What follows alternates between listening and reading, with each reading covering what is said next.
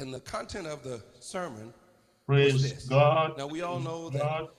Jesus is the Hallelujah. All right. So happy Saturday, everyone. My place is very sunny today, very, very sunny. I'm trying to put some light, but still, I'm still seeming very, very dark on this camera. Well, I guess I have a choice, so I'll just continue as it is. So let's start with the word of prayer.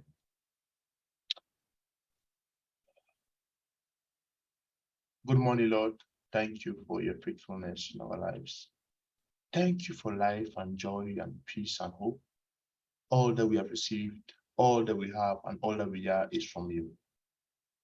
We pray, Lord, as we get into your word today.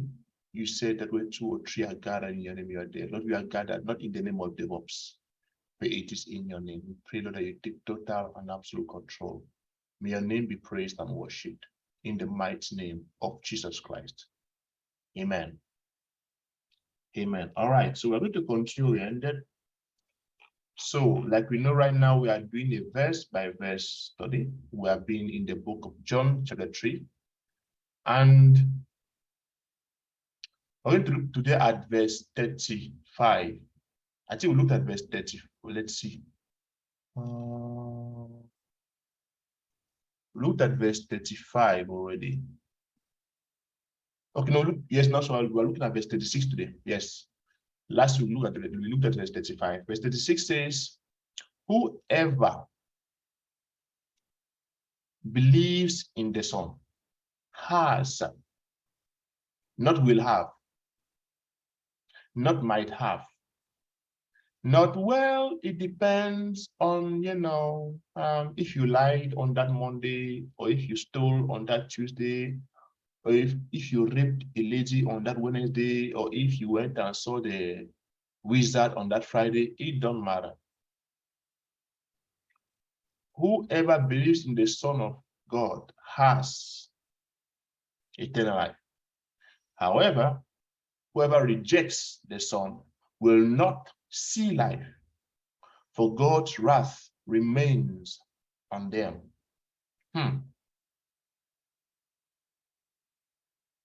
Nobody likes the word wrath. Nobody wants for anybody's wrath to be upon them. If you have a friend or if you know anybody, and the person tells you that, hey, if you do this thing, my wrath, I think we all know that wrath means anger. My anger will be upon you. I mean, I will be mad at you.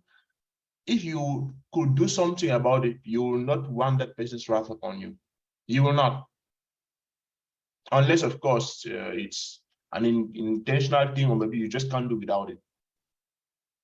But today it says that whoever believes, this is something interesting, which means it's not whoever does not sin. It's not whoever does not ever kill or does not ever lie. He's not even saying whoever does not commit a bad thing. In fact, he did not even say whoever goes to church. Nah. Whoever believes. So in a way, we have two kinds of people. We have those who have believed in the Son and those who have rejected the Son. Those who have believed in the Son, believed that he came, died, and paid the price for them, and rose from the dead. Those who refuse, or those who reject the Son, refuse to believe he came, refuse to believe he's the Son of God, and refuse to believe he paid any price for them. Those are two categories of people. The first category go to heaven because they accepted to believe in the Son. The second go to hell because they rejected the Son and refused to believe in the Son. Looking at that, it therefore means it's not about people that go to hell. You know, if you watch, if you hear the religion that we have always lived by in the past years, it has always been that, oh, it is because you lied that people go to hell because they have sinned, they have lied, they have, done this, done that, done that, done. That was in the Old Testament, actually.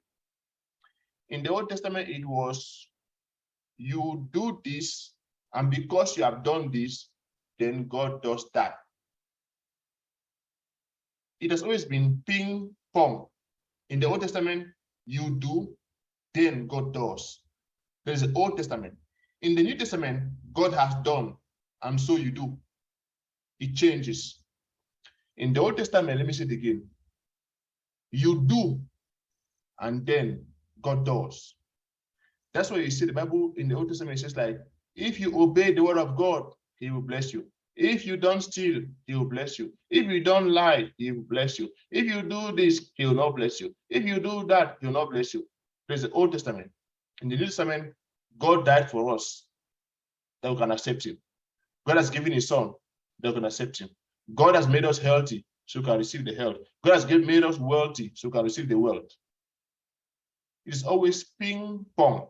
Old Testament, you do, and then God can do. In the New Testament, God has done, and so now we can do. Nobody goes to hell because of lies telling or stealing. It is for rejecting the Son of God. Because look at the verse, it says that because, why? For God's wrath remains on them. Jesus came and died, and by doing that, by accepting him, the wrath of God that was supposed to be on us for the sins that we committed in our lives is passed upon Jesus. That is why we need Jesus. That is why he had to die. If it's not that, then no other human being could carry that wrath, because you and I know we have sinned. We have lied, we have disobeyed, we have not obeyed God perfectly, we have done this in our own way, we have gone our own way, we have done this our own way. We have been selfish, we have thought about ourselves, we have maybe even done worse than this, even though no matter what we have done, sin is still sin, it doesn't matter the size. But the point is, we all deserve God's anger. But Jesus took it upon himself. He took God's anger upon himself. And so that is why when we believe in him, the anger that was supposed to come upon us is passed on to Jesus.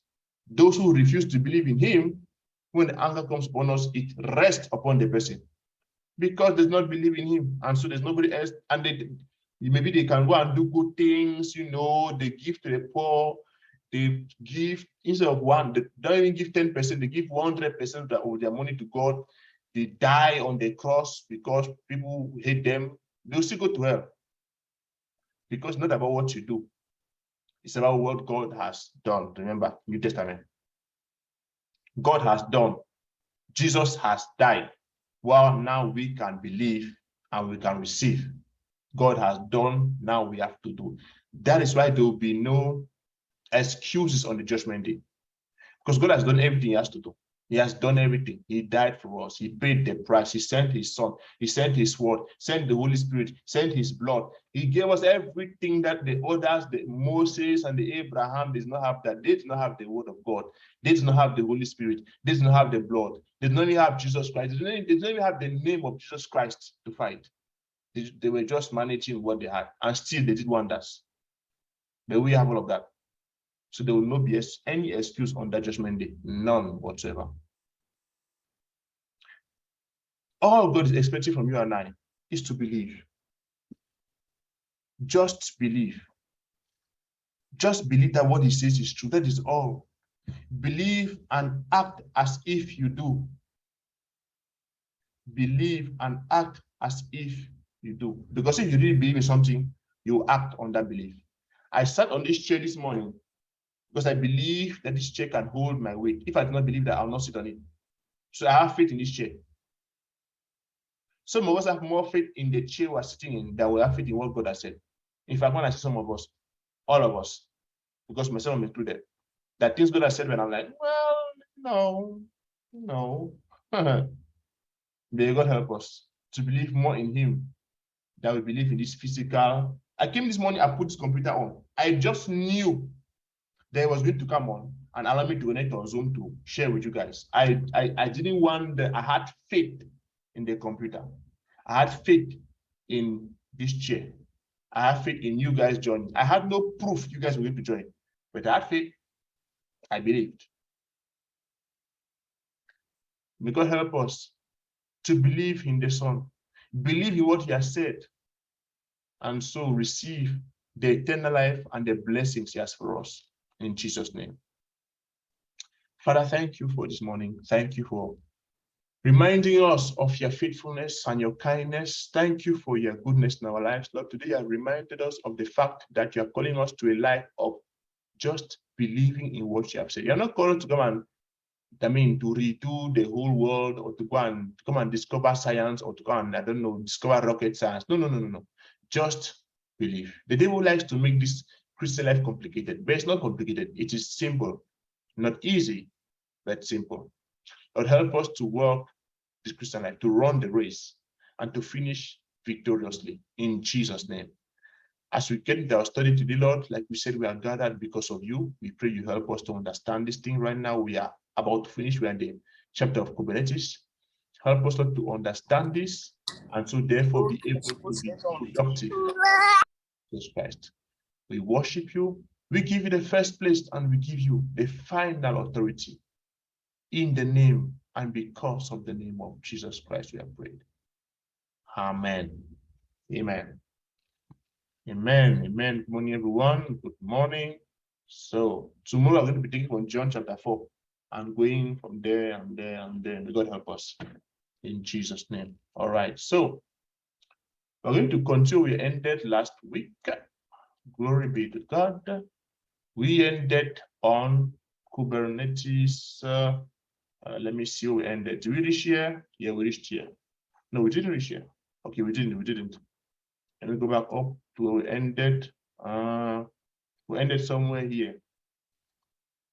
Yes, we ended here. Yes, we ended somewhere here. Good. All right, let me see. Good. So I'll just restart from here. Okay. Praise God. All right, so let's continue with Kubernetes. We said Kubernetes is a container orchestration tool. We compare it to ships, the control ship, and the cargo ship. We spoke about what the master node contains. We said that the master node contains the etcd, the kube scheduler, the control manager, and the API. We said that the node, because we have the master node, who is the orchestrator or the boss, if you want, and they have the worker node, so obey what the master node says. And we say the worker node contains what? It contains the kubelet, kube proxy, the container run time. And we went through talking about how it works together. We explained it, and then we ended around this part. We'll talk about intra-pod communication. How do pods communicate with each other? So the plan is, once we finish PowerPoint, I believe we're going to finish. We are finishing today at all costs before the break. So after we can actually go and do this on our Google Cloud. We're going to do it in our Google Cloud. It will save us time. Okay. So let's continue. So how do pods? So what, by the way, what are pods? Like we said, pod is the smallest unit of deployment on Kubernetes. And a pod can contain one or more containers.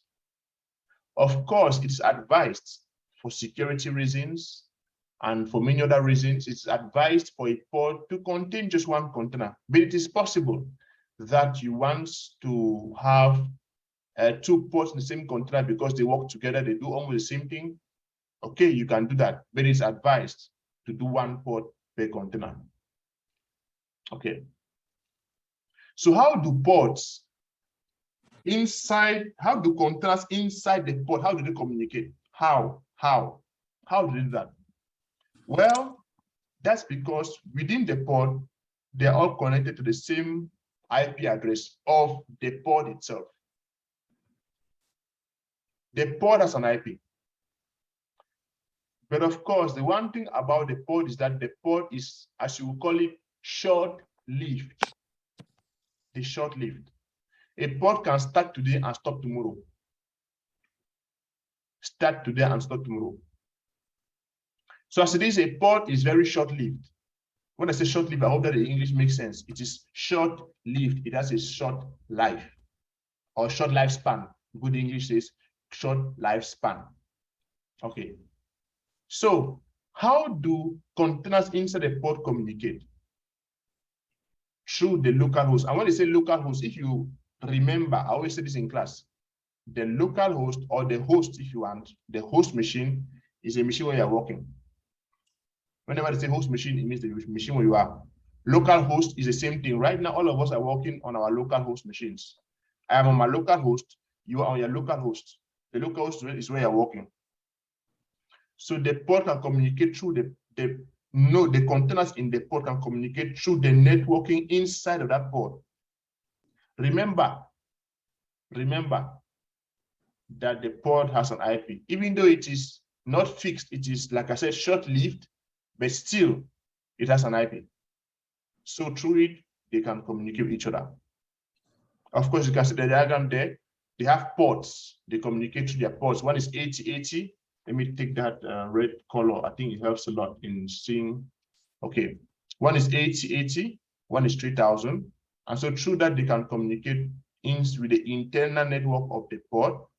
But to communicate outside with something else, then they'll use the IP of that container to communicate outside.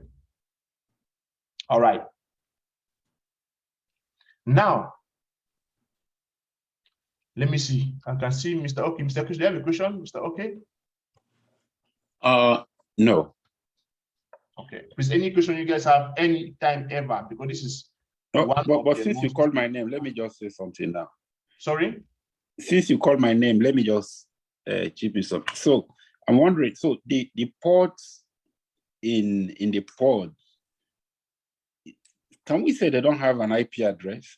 Because I mean, the containers in the pod, it's kind of surprising to have a container without an IP address. That's what it looks like right here.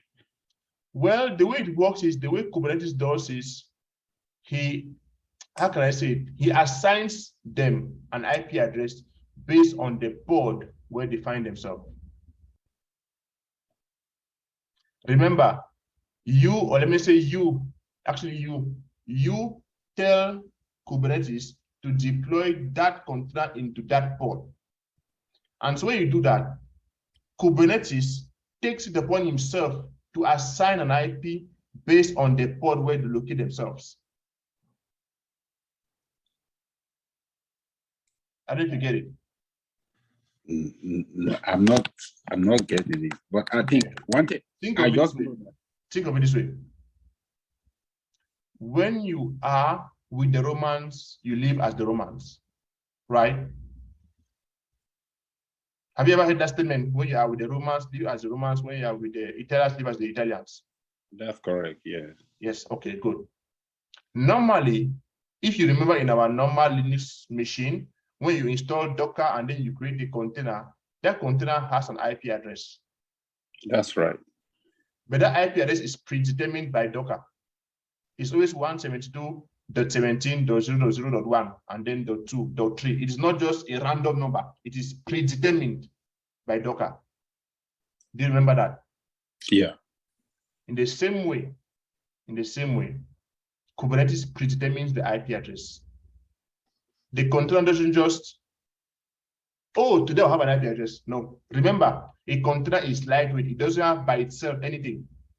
By itself, it has just the code that you give to it. Remember, when you write a Docker file, you never put an IP address there. Why? Why do you think that happens? You hope it will be assigned to it. A Docker doesn't choose an IP address, because a Docker image is just made of the content. You put a Docker file, you said from send to us, no IP address. Expose port 8080. Port 8080 of what? You just put expose port 8080.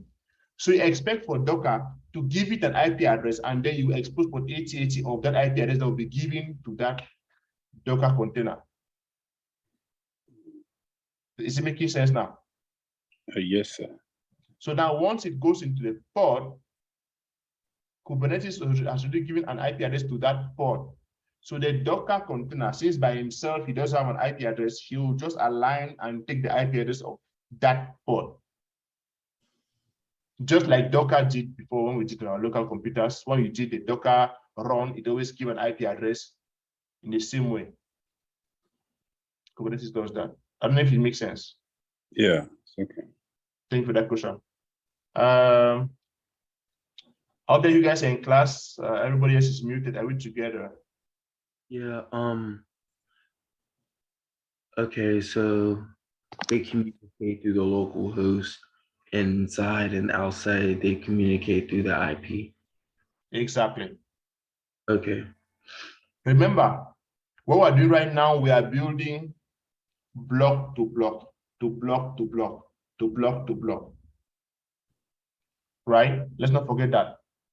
I'm going to introduce the other concept coming down. So this is not fixed. Because remember, Kubernetes is about 5 years old or more now. So they had to evolve. Even right now, as I'm talking to you, in the next 5 years, Kubernetes would have evolved even more than that. That's why IT is the way it is. IT is not fixed. So what you're studying now, for example, Terraform, when you studied Terraform, you could not do some command like Terraform validate. It was not there. It was just Terraform init, plan, apply, destroy. Terraform validate came in the later versions of Terraform. Even Terraform import, they were not there in the beginning. So they are updating themselves, updating. So we are building now block upon block. Of them are getting what I'm trying to say. Are we good? Yes, we're good, sir. All right. So let's continue. So we ended last week talking about this example of a Kubernetes YAML file, like I called it the pod manifest. This is what you expect the file to be like that you can use to create a pod. Now, if you remember Ansible, I'm going to use Ansible. It's much easier because it is kind of like connected to Kubernetes. If you remember Ansible, you run the command Ansible playbook, then you put the playbook name and then press enter, and then Ansible playbook, Ansible went and ran the playbook for you. I hope you remember that. Now, in the same way in Kubernetes, you can write a file, like this kind of a file like this, and tell Kubernetes to create something out of that file, and it will create it for you. Perfect. Now, on the other hand, on Ansible also, do we remember what we called ad hoc commands in Ansible?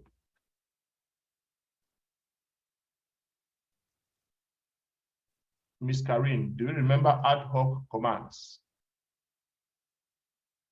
Sir, please, I'm a little bit busy, please. Sorry? Please come again. Do we remember ad hoc commands in Ansible? Yes. Okay. So you remember these are commands that you just type on the terminal and they go and do the same thing like the playbook will do, right? Yes. Good. In the same way, in Kubernetes, you don't have to write a file for him to do something.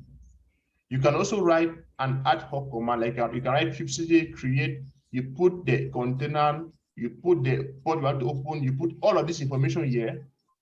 You can put it all in a line and then press enter, and then Kubernetes will do the same thing. So just like in Ansible, you could write on the terminal and you create, you go and run the playbook, or you go and do the things you want him to do.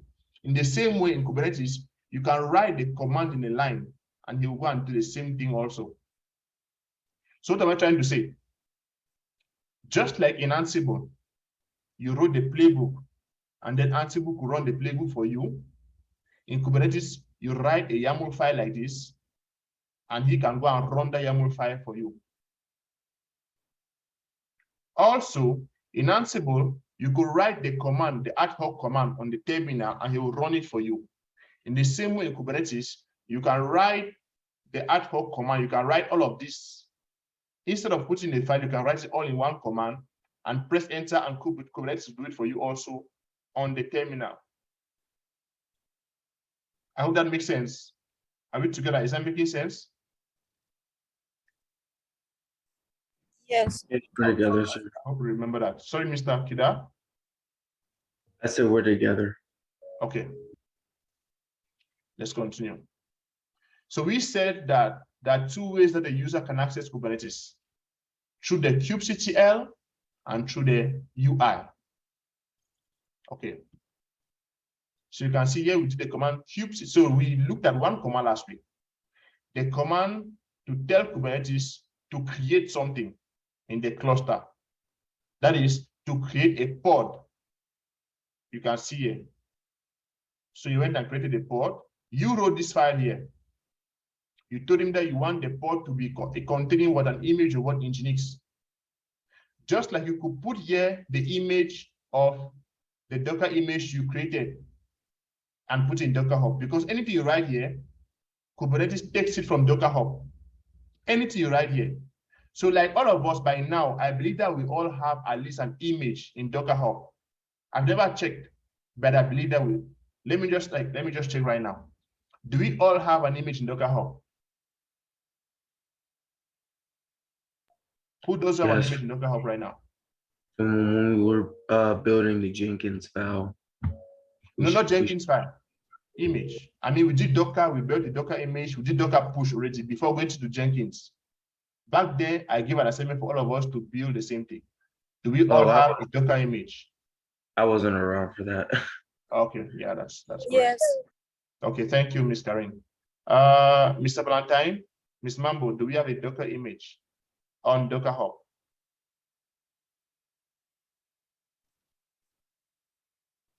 Okay, I guess I'm not going to sit right now. Ms. Jenny? Okay, she's not going to sit too. Okay.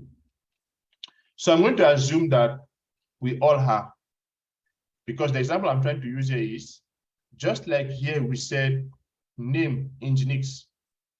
If I take Miss Karin image name, let's say she called her image Karin HTTPD. I can put name Karin HTTPD here. Under here, I can put the image what? Karin HTTPD. And attempt to export port 80.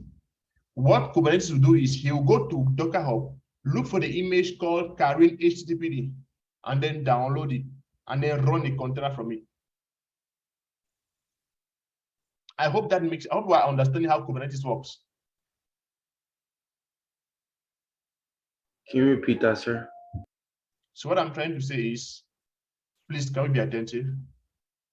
What I'm trying to say is, for example, you can see down here, we said containers. What does this line mean? This means you are trying to tell Kubernetes what image you want him to create a container from. Here we put Nginx. Nginx is an application. It's a load balancing application, just like we have HTTPD, which is our web browser application. If I put HTTPD here, he's going to go to Docker Hub, look for the HTTPD image, create a container from it, and then run it in Kubernetes. So if I know Miss Karin image that she put on Docker Hub, like I said, let's imagine she called her image Karin HTTPD. So if I come down here, instead of image Nginx, I put Karin HTTPD here. Then what happens is when you do this kubectl create -f templates pod.yaml, what will happen is Kubernetes will go and look inside of Docker Hub, look for the image called Karin HTTPD, download it, create a container from it. So you do Docker run. You create a container from it and run that container inside of Kubernetes. Is that okay now, Mr. Kida? Yes, thank you, sir. Okay. You can see once you have created the template here, you can do the command kubectl get pods, and it will show you the pods that are running. So one thing we should not forget, the commands in Kubernetes are always with kubectl in front, unless in very, very rare cases, they are always with kubectl in front. Kubectl. Okay, we looked at this last week. You can see kubectl get pods. You can see it showed the pod here. kubectl exec, we spoke about last week how we can do to access the Kubernetes pod. How can we do to get into it? Just like we did in Docker, how can we do it inside of Kubernetes? we said kubectl exec-it, you put the name of the pod, -- and then you put the shell. Once you run this command, then you access the shell. You can see here. ls command, I did the ls here. I did a cat etc release. You can see there. Very simple. Okay. You can see here kubectl get ports and get ports wide curl. So of course you are seeing all the commands start with kubectl. So kubectl is what? The pathway into Kubernetes. When you do kubectl, your machine understands you want to talk to Kubernetes. You go and talk to Kubernetes and then bring the information back. All right. What are the stages of life cycle of a pod? Let me pause it for a moment. Do we have any questions?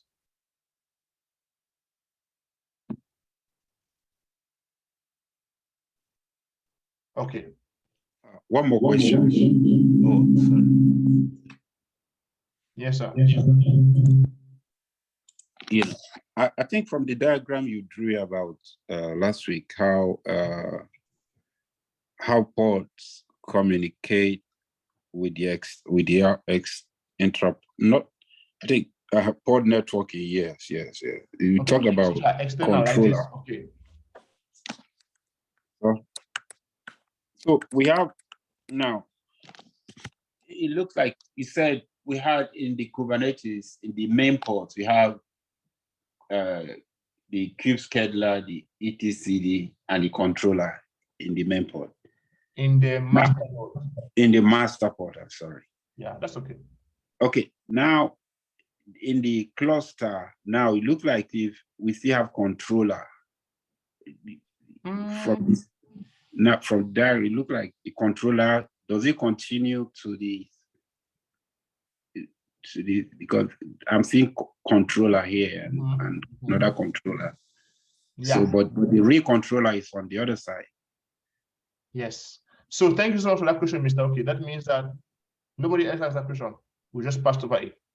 Here, I just put the controller like an application. I could have put here WhatsApp, supporting WhatsApp. Like the example I used last week was what? WhatsApp. I said WhatsApp audio, WhatsApp video call, and then WhatsApp application to send money. So this is just application. Forget, it's not the controller is not having to do with that controller we spoke about in the master node.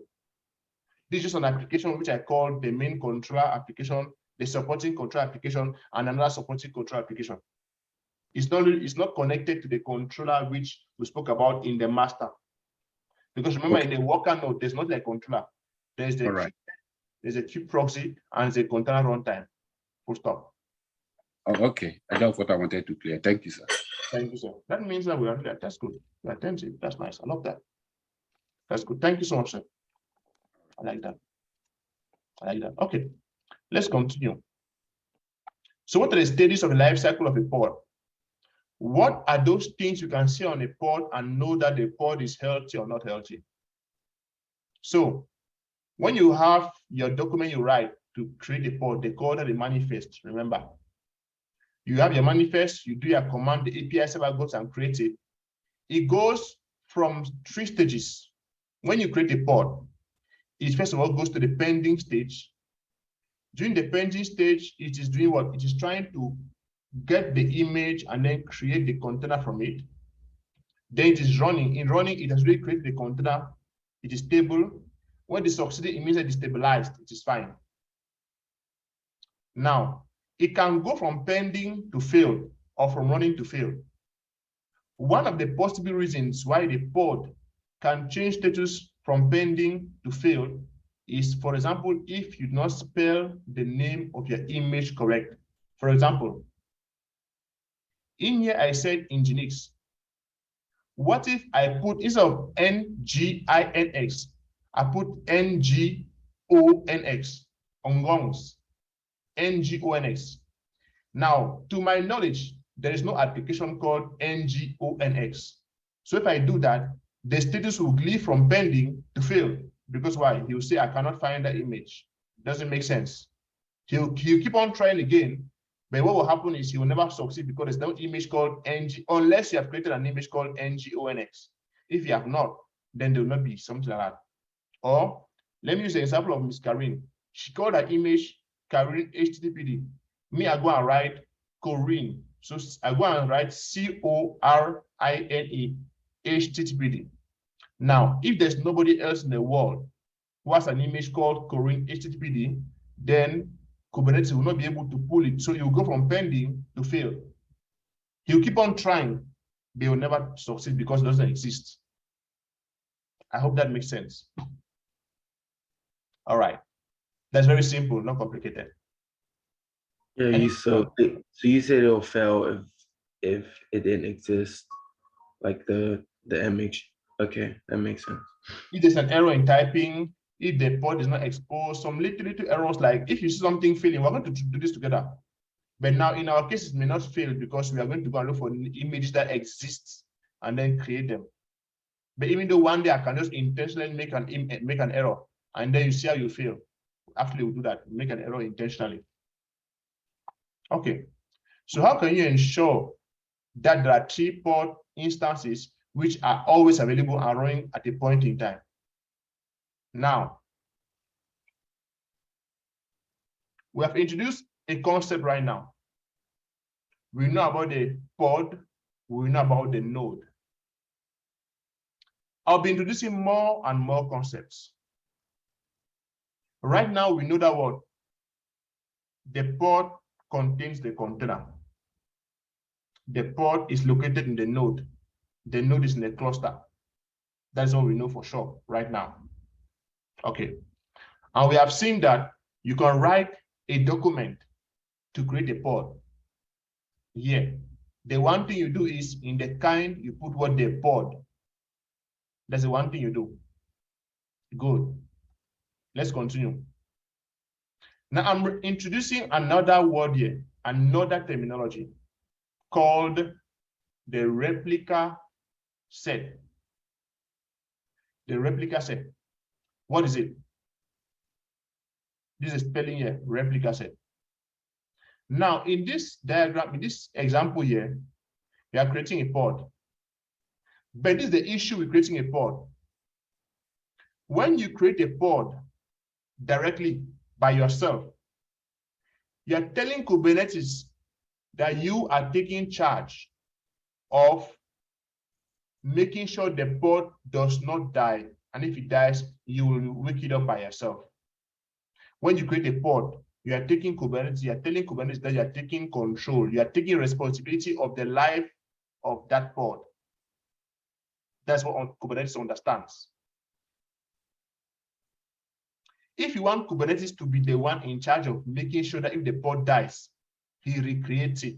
In case the pod gets sick, he recreates it. In case the pod stops working, he recreates it. If you want Kubernetes to be in charge of that, then instead of writing pod here, you write here a replica set. So what's a replica set?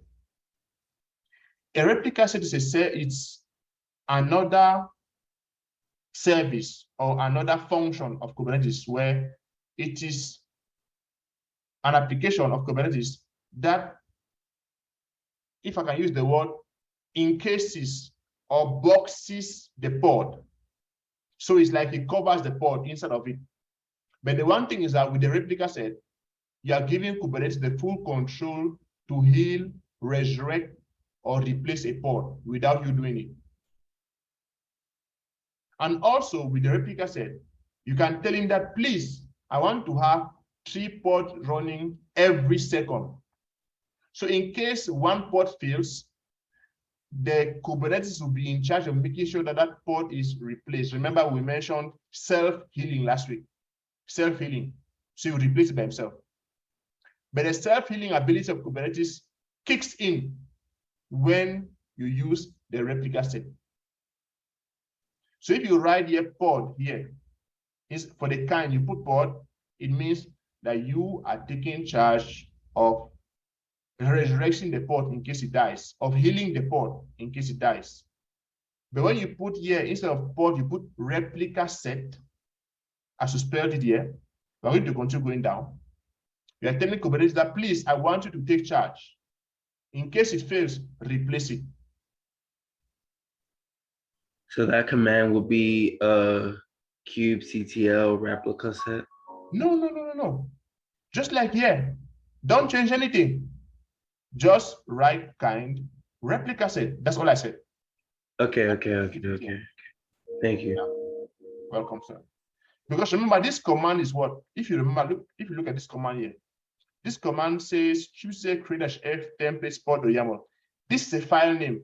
Pod.yaml is a file. I could have called it Saturday evening.yaml. The name of the file doesn't matter. It is the content of the file that matters. Commands will not change in most cases. They are just standard. It's the content of the file that can go from one way to another. Thank you for that question, Mr. Kida. That's good. At least I know you're in class. Good job. Okay. So to maintain a stable set of replica pods running at any given time. So what is replica set all about? I wrote it down so we can talk about it again. First of all, the replica set is all about what? First of all, it's about maintaining a stable set of pods running at a given time. If you want to have 500 pods every time, then the replica set is going to make sure you have 500 pods. And in case they die, you will replace them. In case they stop, you will replace them. Secondly, it ensures that a specified number of pods are always running.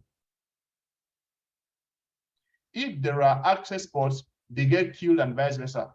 New pods are launched when they get filled and they get deleted and when they get terminated. Let me say it again. The replica set helps in maintaining a stable set of pods at any time. It makes sure that a specified number of pods are running. So if you say 5, it's good to make sure that you always have 5 running every time. Okay. If there are any access pods or if any pod gets killed, he's going to replace them. New pods are launched when they fail, they get deleted, or when they're terminated automatically. Self-healing. Self-healing. We're going to see it ourselves. So replica set and pods are associated with the word labels. We're going to do this practically. So the way that you connect a replica set to a pod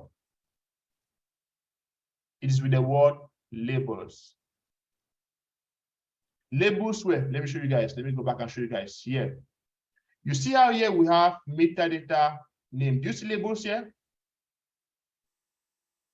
That is how the replica set will be able to increase or reduce the number of pods with these word labels. Like I said, we're going to do it practically. We're going to create YAML files. In fact, let's say create. We're going to download from the internet and then use it, and then create, and then modify, and then adjust. Okay. Are we together? So far, just Mr. Kida is talking. The rest of us are just, quiet. Yes, we're together. So everything that we're doing working with this pod will be worked with through this right here on the left. Exactly. Kind, we can change it to replica set, and then the labels with the replica set will come after. Exactly. Trying to just get a feel so I could be comfortable with doing this, Yes, sir. Good job. Thanks. Good job.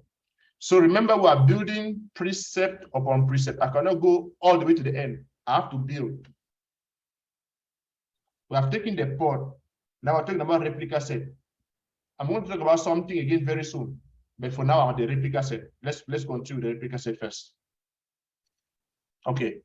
So you can see here, the replication controller versus replica set. We talk about the replication controller, that it is one of the controllers in the master node, if you remember it.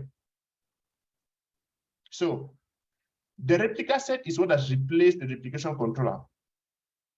Because sorry, I actually made a mistake. The replication controller is the controller that makes sure, it is that thing that makes sure that you have a specified number of pods inside of your node. So it's inside your node. So the replica set is what has replaced the replication controller. So back then, when they started Kubernetes, when you were in the interview, they'll ask you, what is the replication controller? But today, they don't ask that, they will say, what is the replica set? Now, in case they say what's the replication controller today in an interview, just know this, they're talking about replica sets. Okay.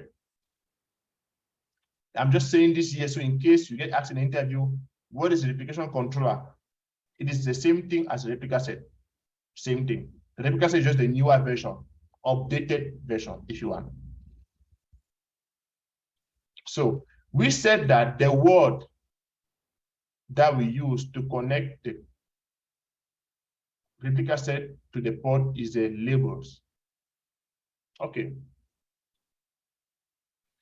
I'm going to introduce something else again here. Please, guys, I don't know when you guys are watching this, if you can maybe write down some notes, it will be helpful. I don't know if you guys are writing notes right down now, but notes are going to be helpful. Okay. So when pods are scaled, when I say scale, do we remember what scaling is? Yeah, scaling is when they add more to increase it. They go up, or they take it away to go down. Good. Expand it. Exactly. So we spoke about horizontal scaling and vertical scaling. So how, when pods are scaled, like we said, we do that with replicaset, how are they managed? What is that thing that we can do to manage them? What is that thing that we can do to manage them easily, or let me say more easily? You do that with something called services. Now, services, Mr. Oke asked a fantastic question last week. He said, how can you access a pod from the outside? That's a beautiful question. You access a pod from the outside. We said, like I said that last week, it is a kube proxy that's in charge of networking and net connectivity. That is correct. But what is the name of that thing? The kube proxy, that's a technical term that is inside the pod, but outside the pod, you and I, what are we going to write that will tell the kube proxy to open or close access? It is what they call the service. Now, there are many kinds of services on Kubernetes. In this case, there are many kinds. The one that we refer to right now is the one that you and I know about already, called the load balancer. Do we remember what the load balancer is?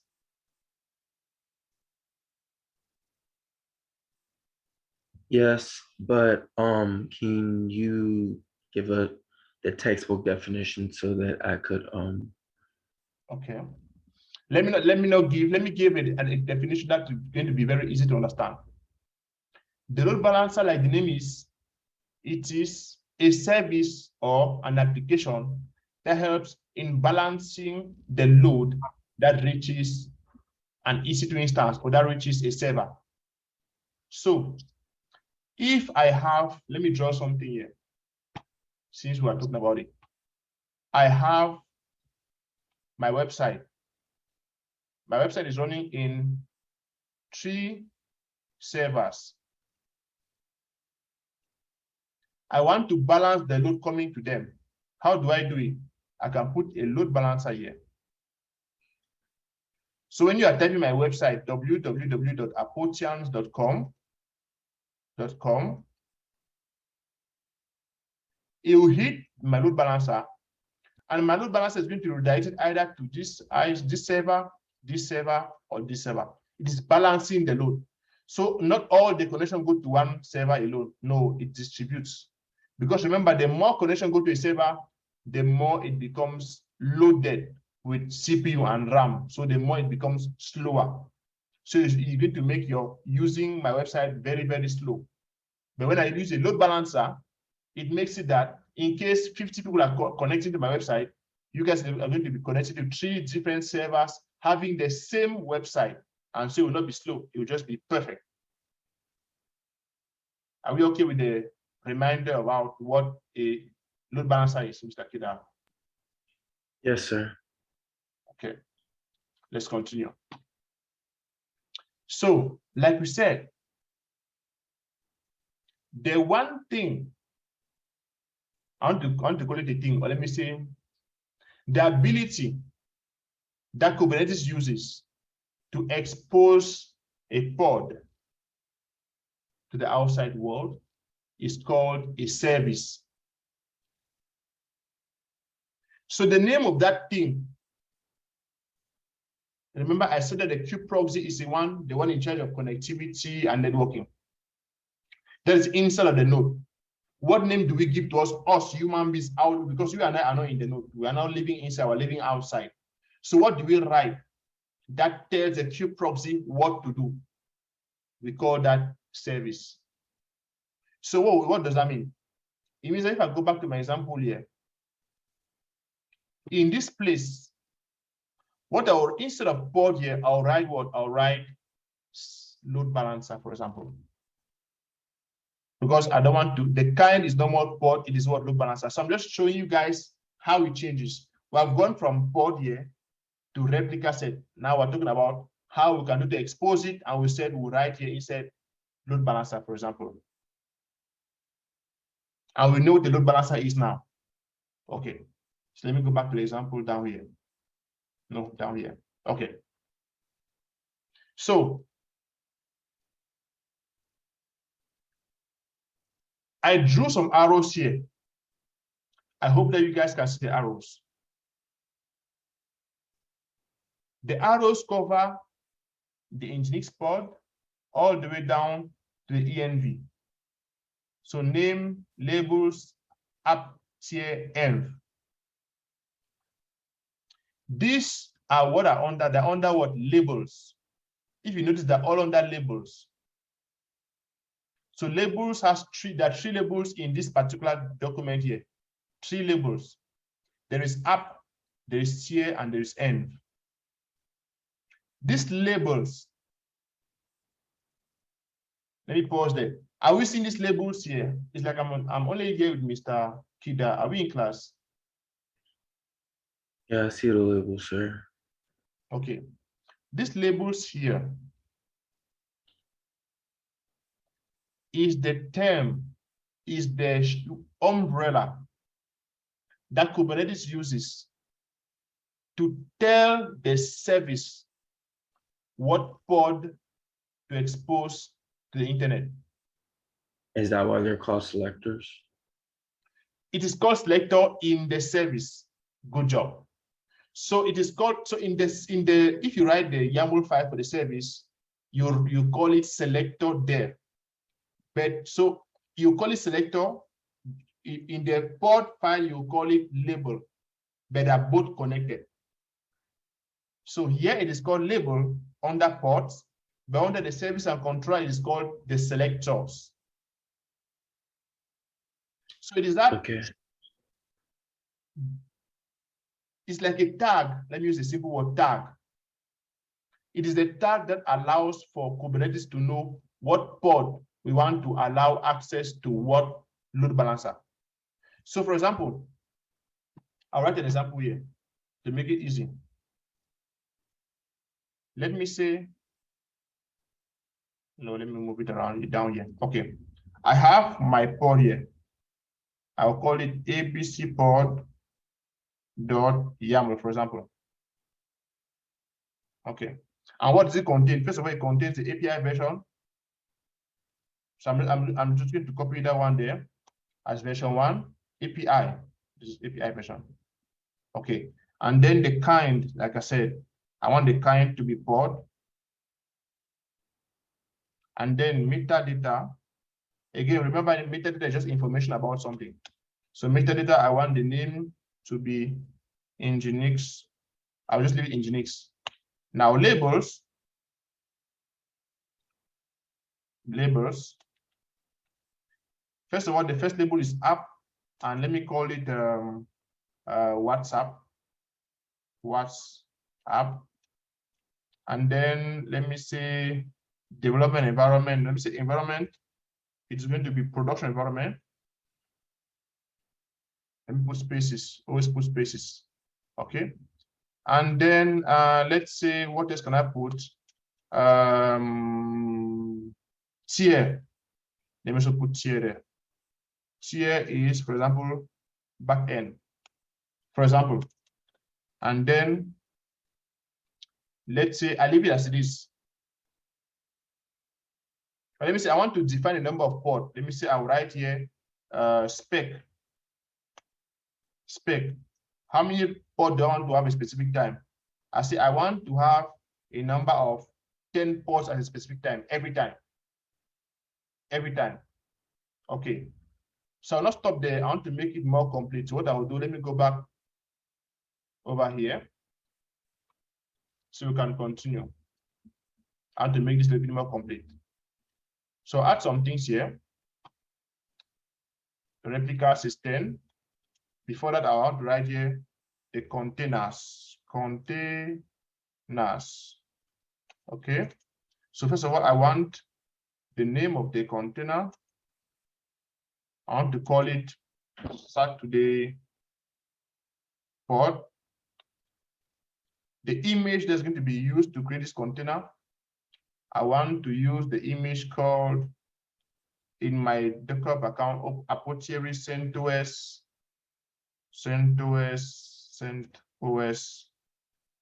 HTTPD. That is the name of an image on my account on Docker Hub. Okay. And then I want to expose, I made a mistake here. It has to be aligned. Is it aligned? No, it has to be aligned. Name. Good. Okay. And then ports here. I want to expose, for example, port, container, port. I want to expose port 80, for example. All right. And then I've decided here that I want to have 10 replicas. So this is an example here of a simple YAML file that will create a pod. It's going to create a pod, so basically it's going to create 10 examples of a pod. And that pod is going to have labels, like you can see here. It's going to have a name called Saturday pod. It's going to be created from my Docker image, which is called Apotians CentOS HTTPD. And if I let me change this name from engineers, I'll call it CentOS HTTPD. Okay, very simple. I just use this and I'm using here. Okay, let's continue. Let's go back to the example I gave here. Okay, I'll go back to this one here. All right, so this is my pod, the YAML, this in here.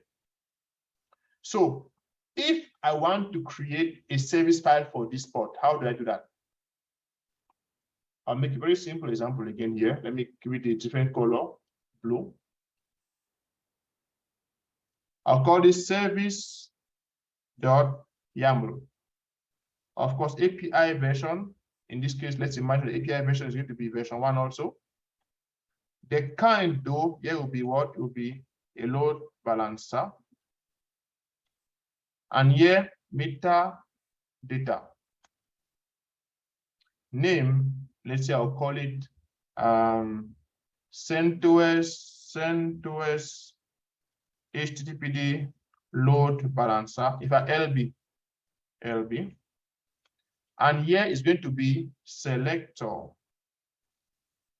The first selector is what? App. WhatsApp.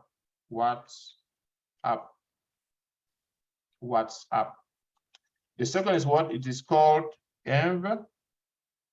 I'm just typing. I hope that we're in class. Are you guys see what I'm doing here? Yes, I see what you're doing, sir. Back end. Okay. Let me stop here. There's some other things to write down there. But the point is, by writing it like this,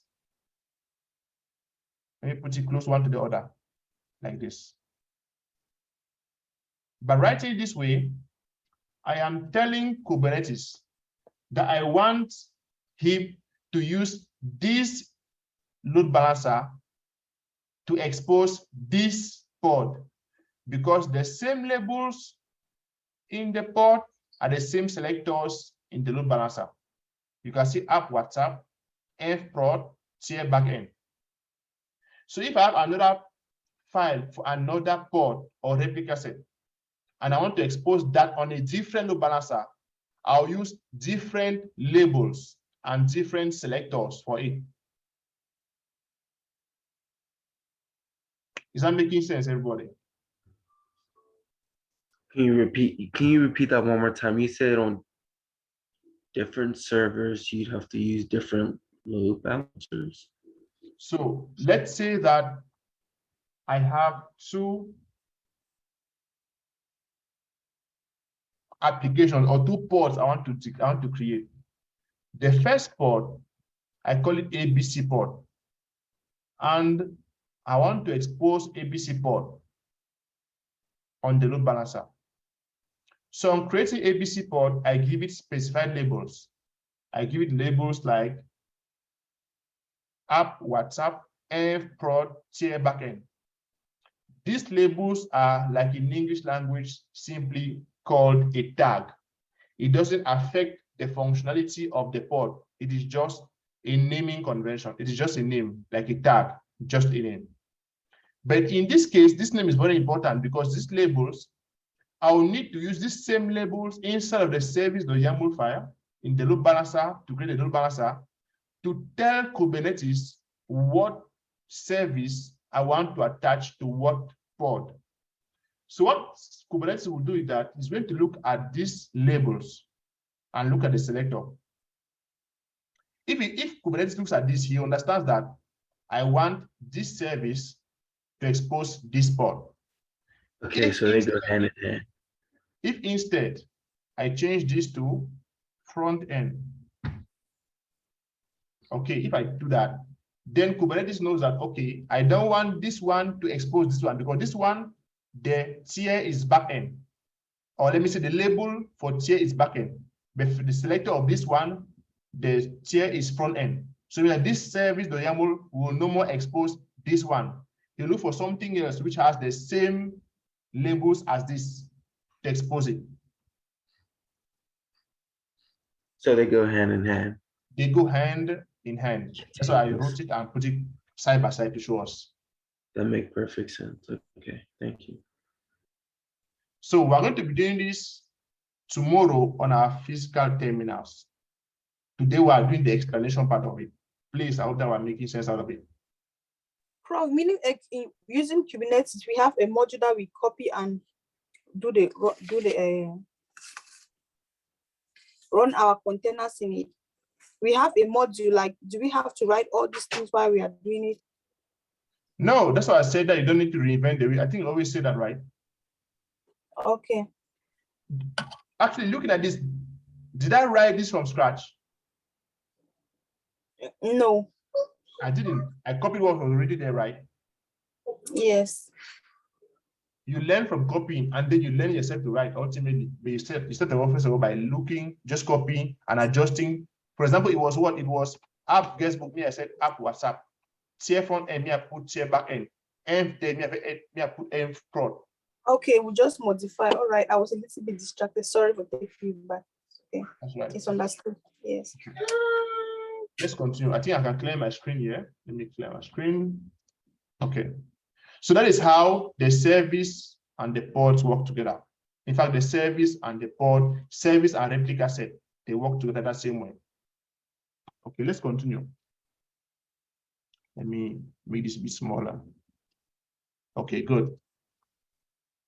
So here we're talking about the different kinds of selectors. Now I'll not stay too much time here because this is kind of like advanced. I'll just skip this one for now. I'll skip it for now. Wait, can you come back to it later? Sorry? You're gonna come back to it later. I was just gonna say if you could just briefly explain the note. You don't gotta go into details, but if you come back to it later, then we could just wait.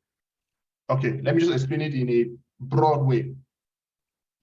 Now going back to this my example here. Okay, let me bring it back. Okay. Going back to this my example, let me put them here. Going back to this my example right here. Okay. Going back to the example. You see that we have selectors. This is a selector here. Now we have two kinds of selectors. We have the equality based and we have the set based. If you look at the example here in the equality based, it is written how? Look how it is written. It is written like I wrote it, environment, production, tier, front end. Selector, exactly like I wrote it. Look at it. Colon. But in the set-based operator, set-based selector, which is different, it's written this way: selector, match expressions, key, environment operator, in, values, prod, QA. Key, tier operator, nothing, values, front end, back end. Kind of different. They each have their uses, each of them. But to make it very easy, we're going to stick to the equality-based selector. It's very easy and very simple. Here, I was just introducing, in case they asked you in interview, how many kinds of selectors do we have in Kubernetes? You see that there's the equality-based selector and the set-based selector. The equality-based selector uses the operator equals to and double equals to, while the set-based operator uses the in nothing exists operator. Let me say it again. The equality-based selector uses the equals to and the double equals to operator. You can look at it here. While the set-based selector uses the in nothing operator. In case they ask you, that is, if you are getting a job as a Kubernetes person, they can ask such a question. They can. Okay, but you don't need to worry about that. Like I said, let's continue. Okay. Let me continue here. Let me put back something here. All right. Oh, let me clear my screen. So if you look at it very well here, you see that I'm showing you guys an update that happens. On the left, we had how things used to be done in the past. So when I will give you guys assignment, you guys will go and look on the internet to download things. You can go and get an older document. So please, you have to do the adjustment. In the older way of writing the Kubernetes service file, you see it was first of all what? Replication controllers. And they were also called what? Services. But 2022 that we're living in, it has changed. You see how before it was just selector, app, nginx, tier, front end. Now it is selector. There's something that I've added something there, match labels. So what happens is what? Let me undo here again. Oh, this color is not the best.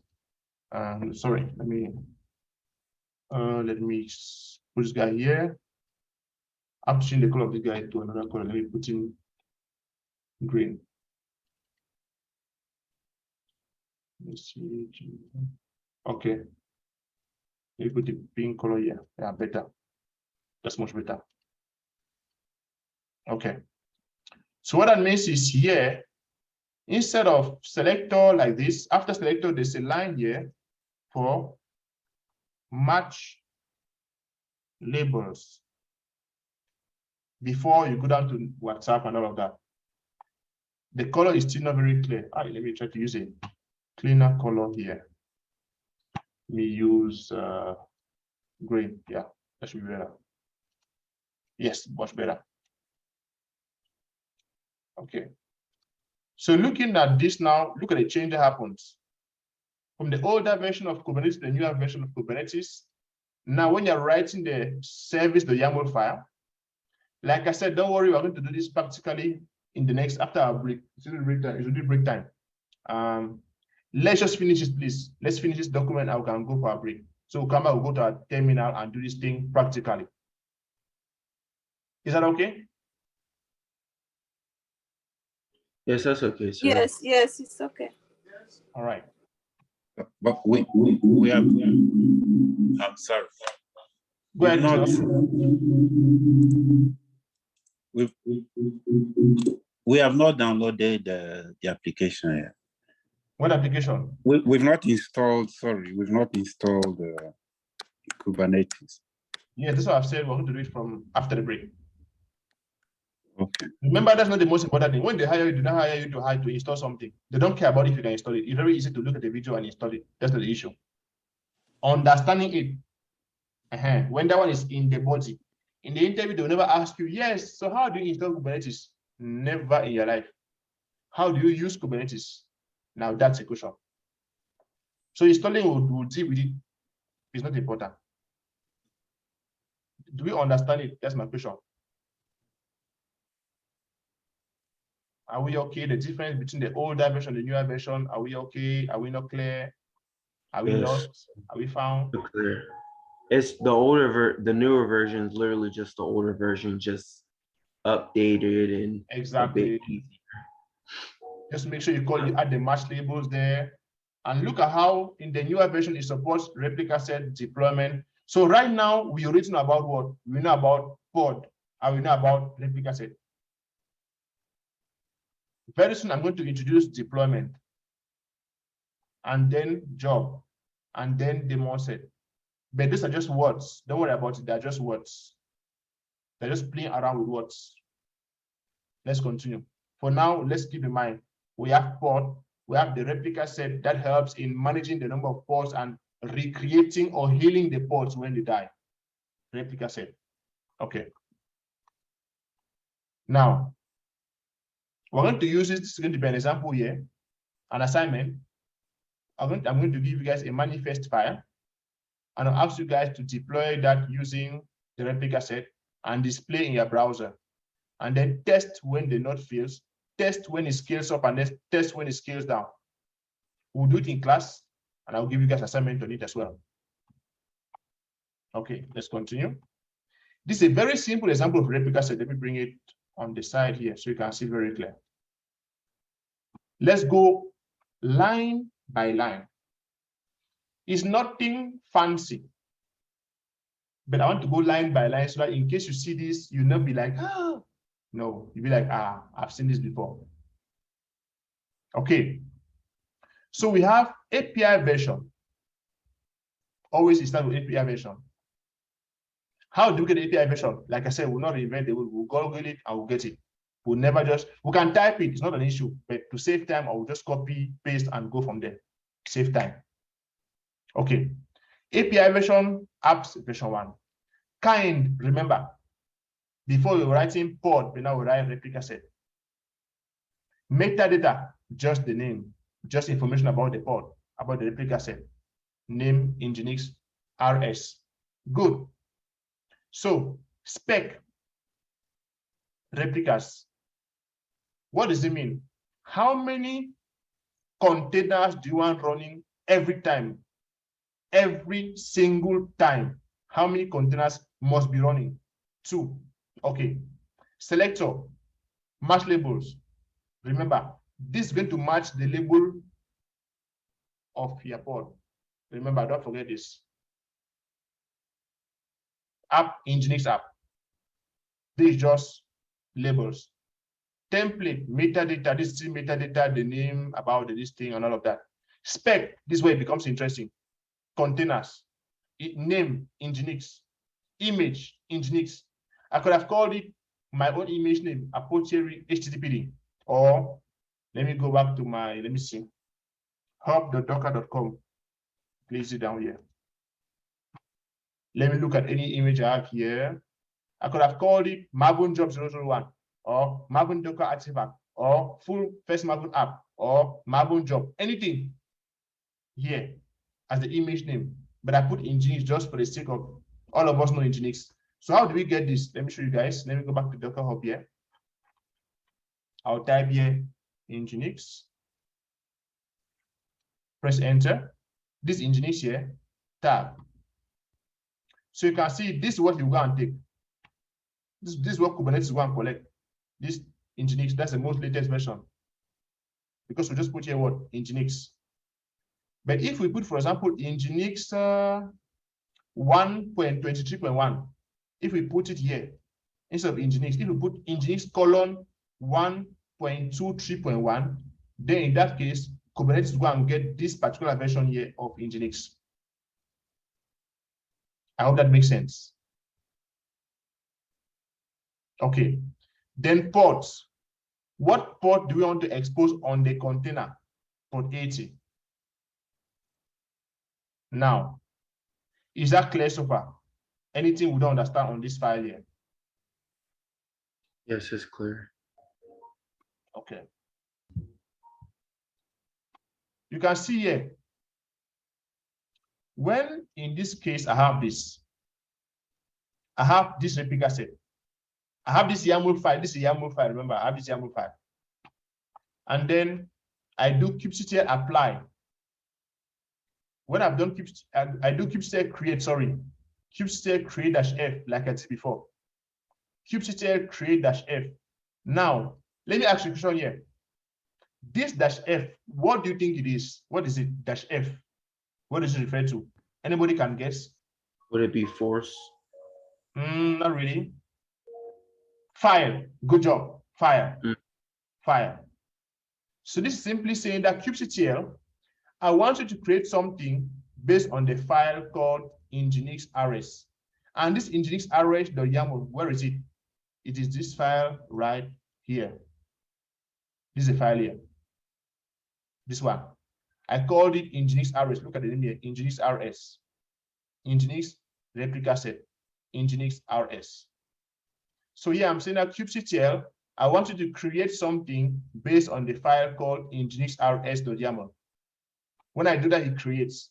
Then when I do kubectl get ports, you can see there is a first port we created at the beginning, the very first port we created before, and then I will have 2 ports up here. These 2 ports, nginx rs JL266 and nginx rs JQ74J. We have 2 of them. Okay. When I say kubectl get port -L tier front end, what does that mean? I'm asking him to give me the ports that have the tier front end in the label. Remember, let's go and check it. Tier front end. This is the tier front end. Tier front end. So -L here is labels. kubectl Kubernetes, please give me the ports that have the label called tier front end. These are them here. kubectl, please get me all of the replica set. This is here. So you see, all the commands are always kubectl this, kubectl that, kubectl get, kubectl create, kubectl run. Always kubectl something. Are we clear so far before I continue? Are we good? Are we okay? Is that making sense? Are we looking at? Okay, thank you, Miss Jenny. Yes, it's making sense. Sir. Okay. We're going to do this afterward. But again, guys, I'm laying the foundation. I don't want to just run and go to the terminal. You'll be lost. Let's understand first, and then we'll go to terminal. And then from the terminal, we can come back here, answer questions, and back to terminal, back here, back and forth. Okay. So this is another command here. So now we know kubectl get, kubectl run, kubectl create. Now there's kubectl describe. Okay. So yeah, I'm saying kubectl describe rs. So I'm saying kubectl describe what? The replica set. Now, if I had many of them, if I had many replica sets, I was going to have to say kubectl describe the replica set called this. But in this case, I have just one replica set. So when I say kubectl describe rs, he just knows that, okay, I wanted to describe the one replica set that I have. So it goes and picks it up. Name nginx rs. Namespace default.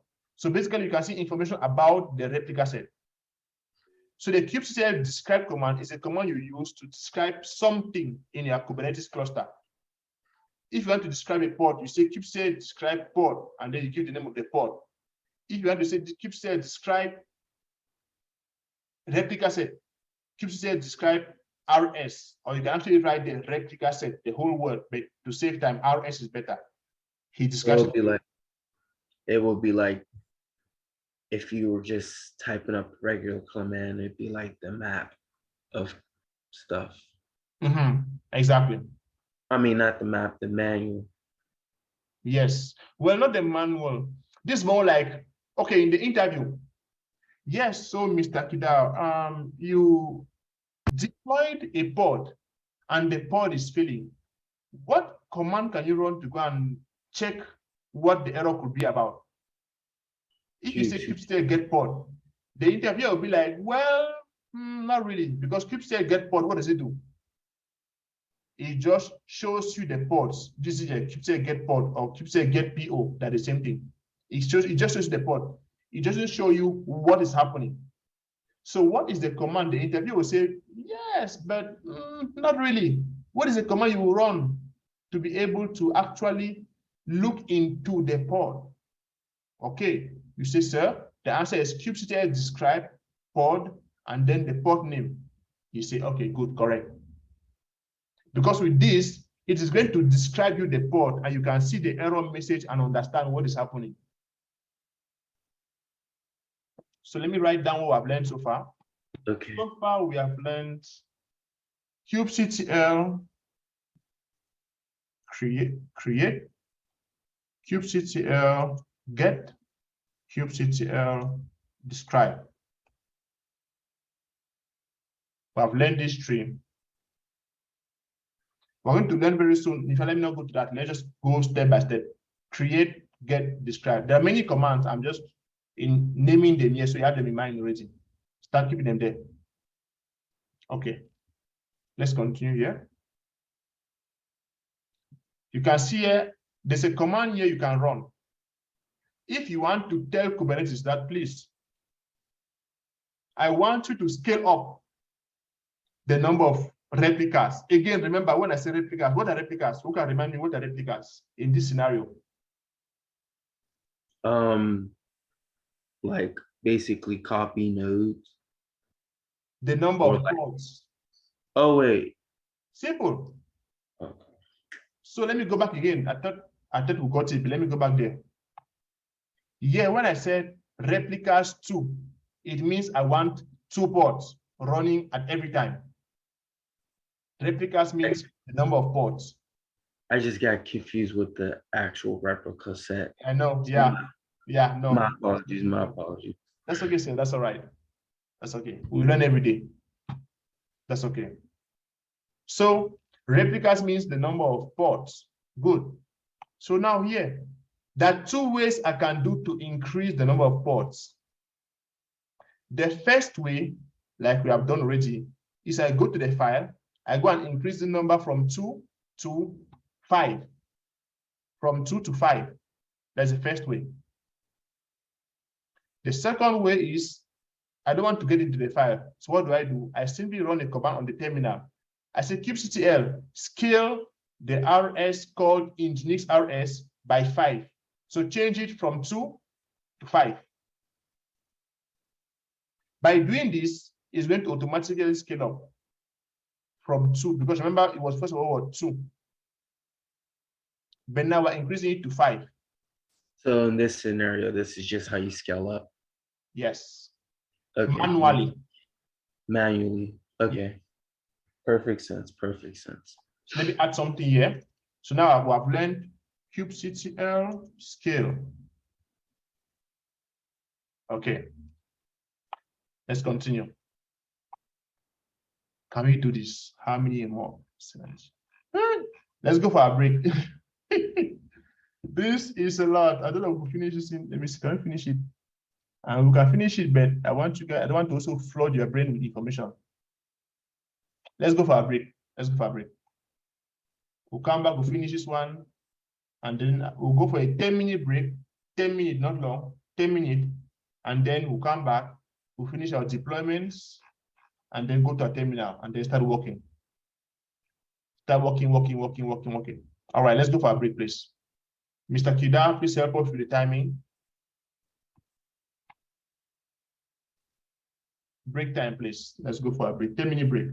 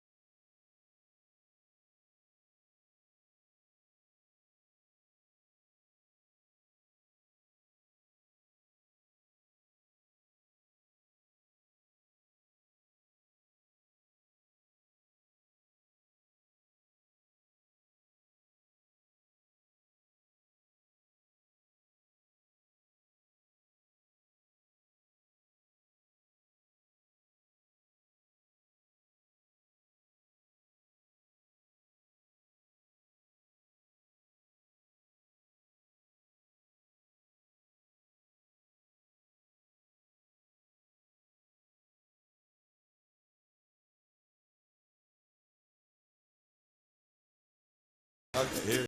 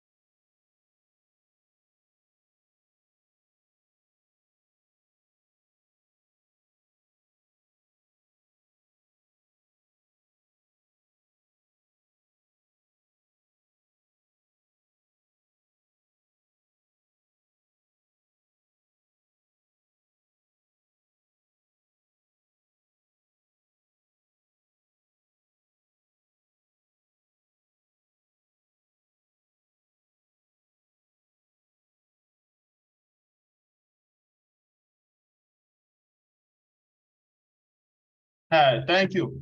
Thank you so much, Mr. Kida. That's good. That's really, they are really time conscious. That is very, very important. Awesome. Perfect. All right, let's go. Let us go. So now we're talking about the deployment. So I'm introducing another terminology. Now, I think I'm going to, this is going to be one of the last terminologies. We have spoken about the pod.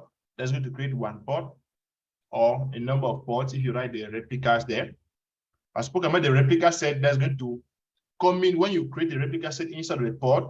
It's going to determine the number of pods you're going to have for you and heal them for you.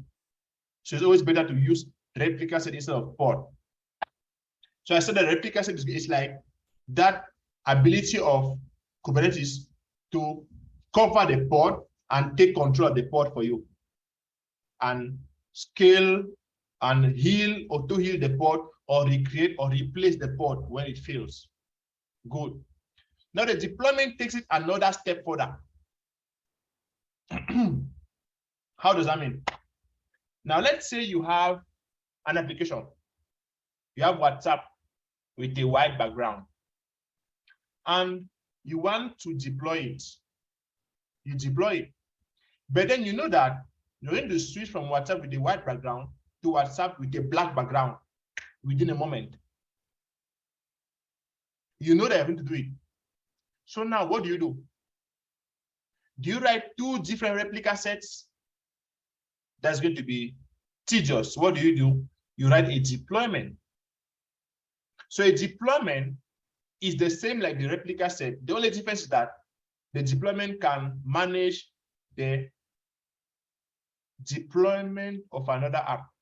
Like the name goes, it can manage another deployment. So we started from the pod. You can create a pod, but when you create a pod, you are the one in charge of making sure it is always working, it is always awake, it's always running. Then we went to Replicaset. In Replicaset, Kubernetes is taking care of the pod for you, and is the one making sure that in case it fails, he replaces it. He makes sure always 2 are running, or the number you've put there, they're always running. And then we're going to deployment. So deployment is like the Replicaset, but now we also add the ability to deploy an extra app. A Replicaset cannot deploy an extra app, but the deployment can. So what would the difference there? Here we have Replicaset here. So now we'll change this, it will be what? Deployment. So I've gone from pod to a Replicaset, now we're going to deployment. The pod, you are the one in charge. The Replicaset, Kubernetes is in charge, but you cannot deploy 2 applications at the same time. But with the deployment, Kubernetes is in charge, and you can deploy 2 applications at the same time. Okay, I hope that makes sense. Are we together? Does that make sense, everybody? Yes, that makes sense, sir. Perfect. All right. So let me go back down. So, okay, guys, let's remember, please, I hope that we're in class. A deployment controller provides declarative updates for pods and replica sets. Updates, deployment, updates. You describe a desired state in a deployment, and the deployment controller changes the actual state to the desired state at the control rate. You can define deployments to create new replica sets. So you see, a pod is if I can say, inboxed by a replica set. Now a replica set is now inboxed by the deployment. So we went from pod to replica set to deployment. You can define deployments to create new replica sets or to remove existing deployments and adopt all the resources with new deployments. So you can see, you can make a new deployment. So you have a wide WhatsApp, you can deploy a new WhatsApp. You can do that with the deployment of YAML file, but you cannot do that with the replica sets. So again, what's the difference? Let me go back again and mention the difference. The difference is what? Here. Instead of the kind being replica set, the kind will be deployment. We first of all started with kind pod, then we went to kind replica set, and I also introduced kind load balancer. Now we're going to kind deployment. I hope that we're all getting this. This is all basically ways to change the manifest file. Exactly. And it's all about deploying an artifact, It's all about deploying an artifact, deploy an image or a container. It's all about that. Based on the kind. Based on the kind. Good. Makes sense, makes sense. Miss Karin, Miss Mambo, Mr. Okay, Mr. Valentine, Miss Jenny, are we there? Yes, Bob. Are we together?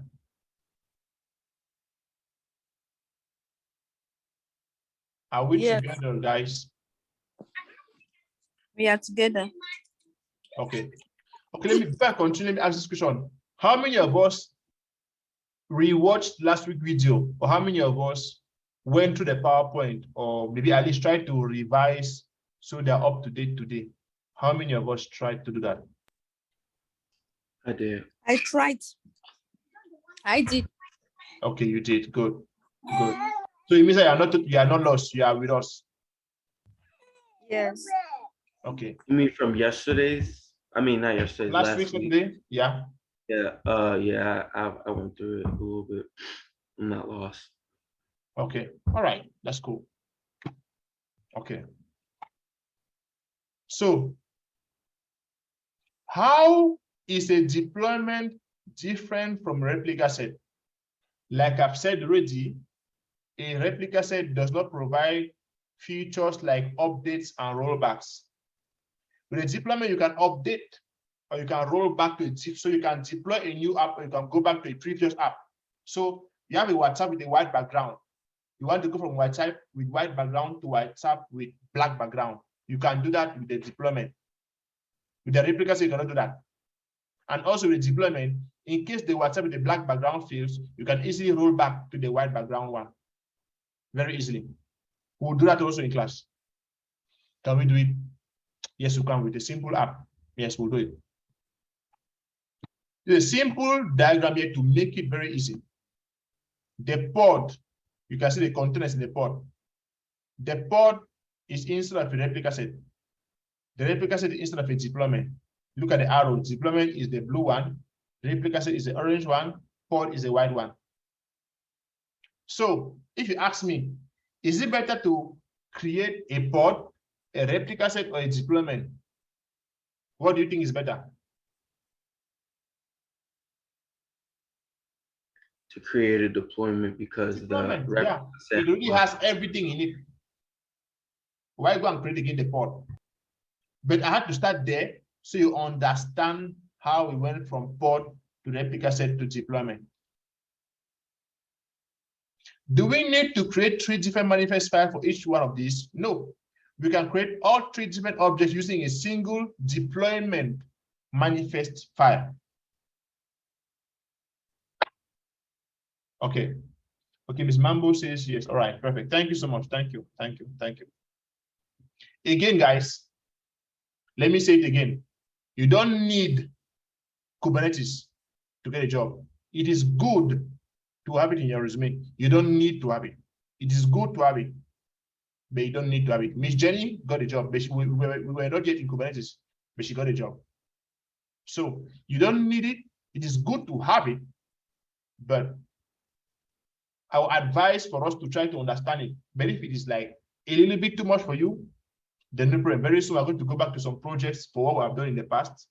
With those projects, you can go out into the interview. We're going to have next week, we're going to have our resume, something, talk about the resume, build the resume.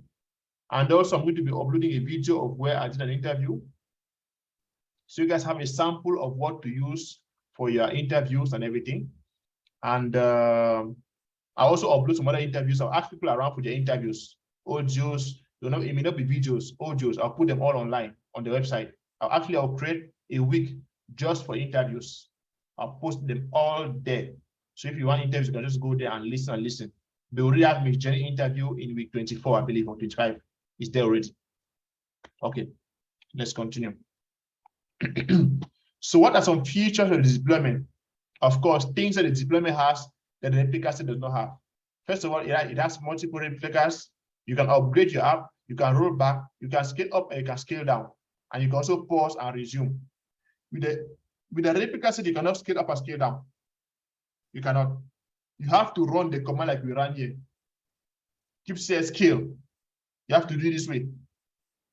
But with the Kubernetes deployment file, you can scale up and scale down. That is why I put this diagram. He can do what the replica set cannot do. The replica set can do what the pod cannot do. So what is the choice? Just create a deployment right away. And how do you do it? Let me go back again. It's just going to be here, deployment. Okay, let's continue. So let's talk about some terminologies here. Recreate, so we are finished here. So we're talking about deployment. Deployment means what? Who can tell me what is deployment about? Who can give me another word for deployment, a synonym in the words for deployment?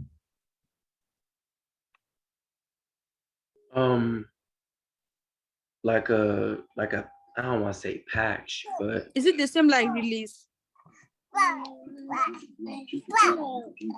Like the because it updates the plots and replica sets. So I wouldn't say release. It'd be like just an update, you know? An update, a release is correct actually. Imagine you want to go from WhatsApp with a white background to WhatsApp to a black background. Is that a release, or you can look at that as a release and also an update, right? When I downloaded, WhatsApp black background is very recent. It was not, our WhatsApp did not have black background in 2019. It wasn't, it was just normal. From 2020, I believe 2020, 2021, our phones all downloaded the ability to have the black background. At least my phone I think all of us have it, Android and iPhone, black background now. That is a recent thing. So that happened how? It was a release that they released. They made a release and we had an update. So for them, it's a release. For me, it's an update. For them, it's a release. For me, it's an update, right?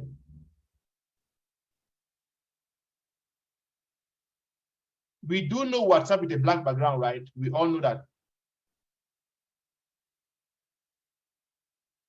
It's like I'm alone in class today. Yes. Are we in class? Yes, we're here, sir. Yeah. How was our week, by the way? How was our week? Do you have a long, tired, full week? I don't know. Today is kind of like dull or something. Do you have a long week? Yes, I have a very long week. Is there a week that's not long for anybody? Is it very, very simple?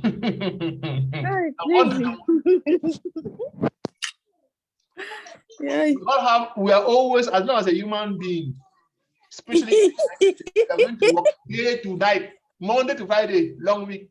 So you were asking that question, but Of course. us. Hey. Said nobody else. That's all right, guys. It's life. We'll never have a simple. It's always going to be something. Mommy wants more money. Daddy wants extra shoe. You have to buy a car for mommy. You have to. That is life. Just adjust and work a pass. You never stop, guys. Never.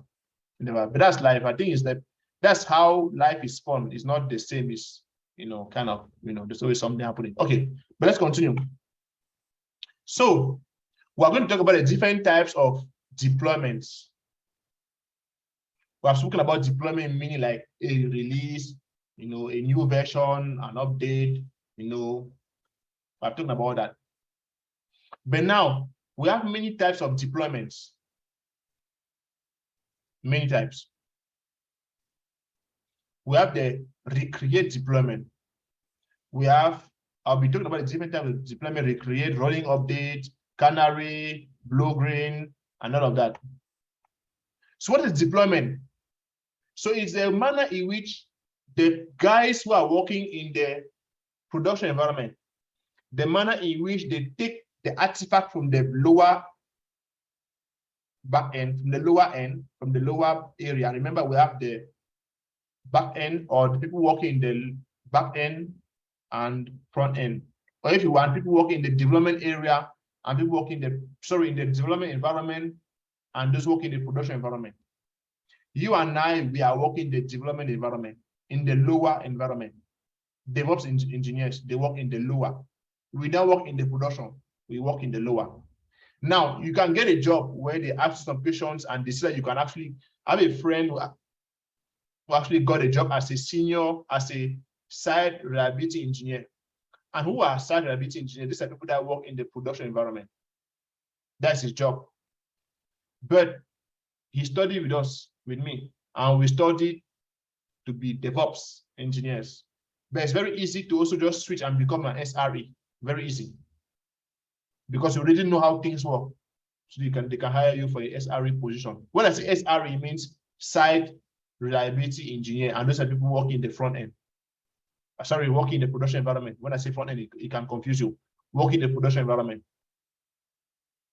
So, how do they take an artifact from the lower environment that you and I have sent? So we send it with what?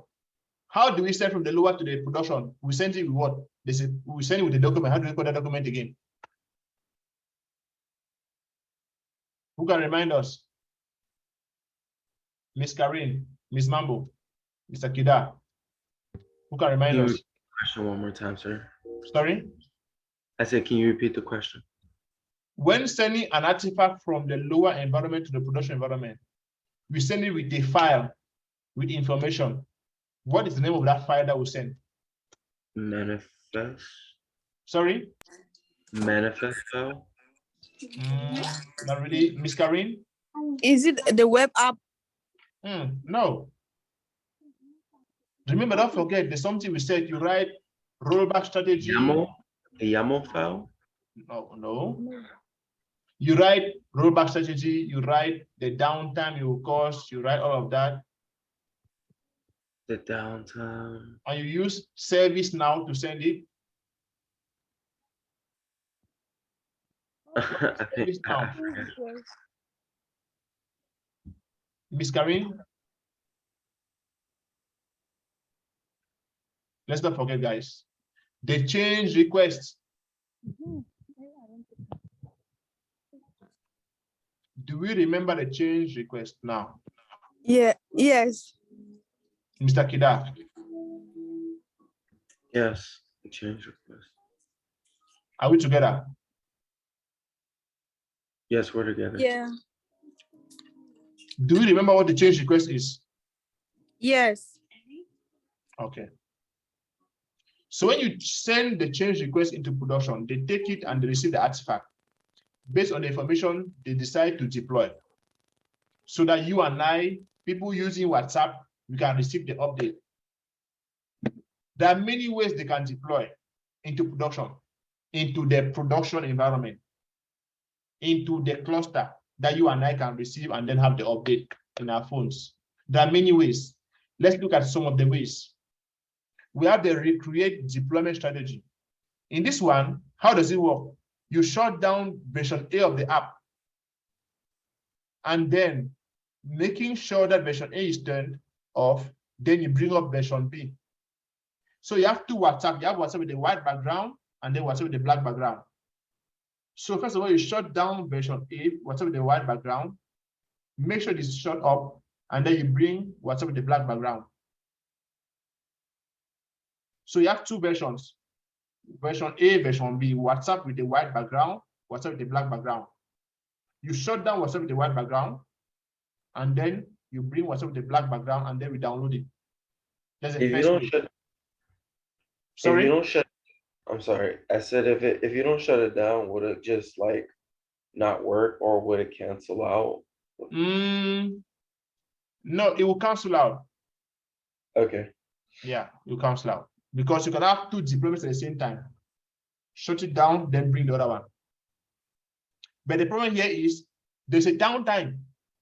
Because while we bring this one down, before bringing this one up for you guys to download it, the time where it is going down and this one is coming up, at that time my WhatsApp is not working because you guys have disconnected it. It's like you have two. It's like you have two televisions.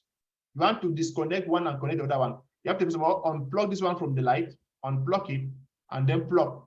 In that time of unplugging and then plugging, there's a 1 second, 2 second period there. So in that time, my WhatsApp is not working. So there's a downtime in that deployment strategy.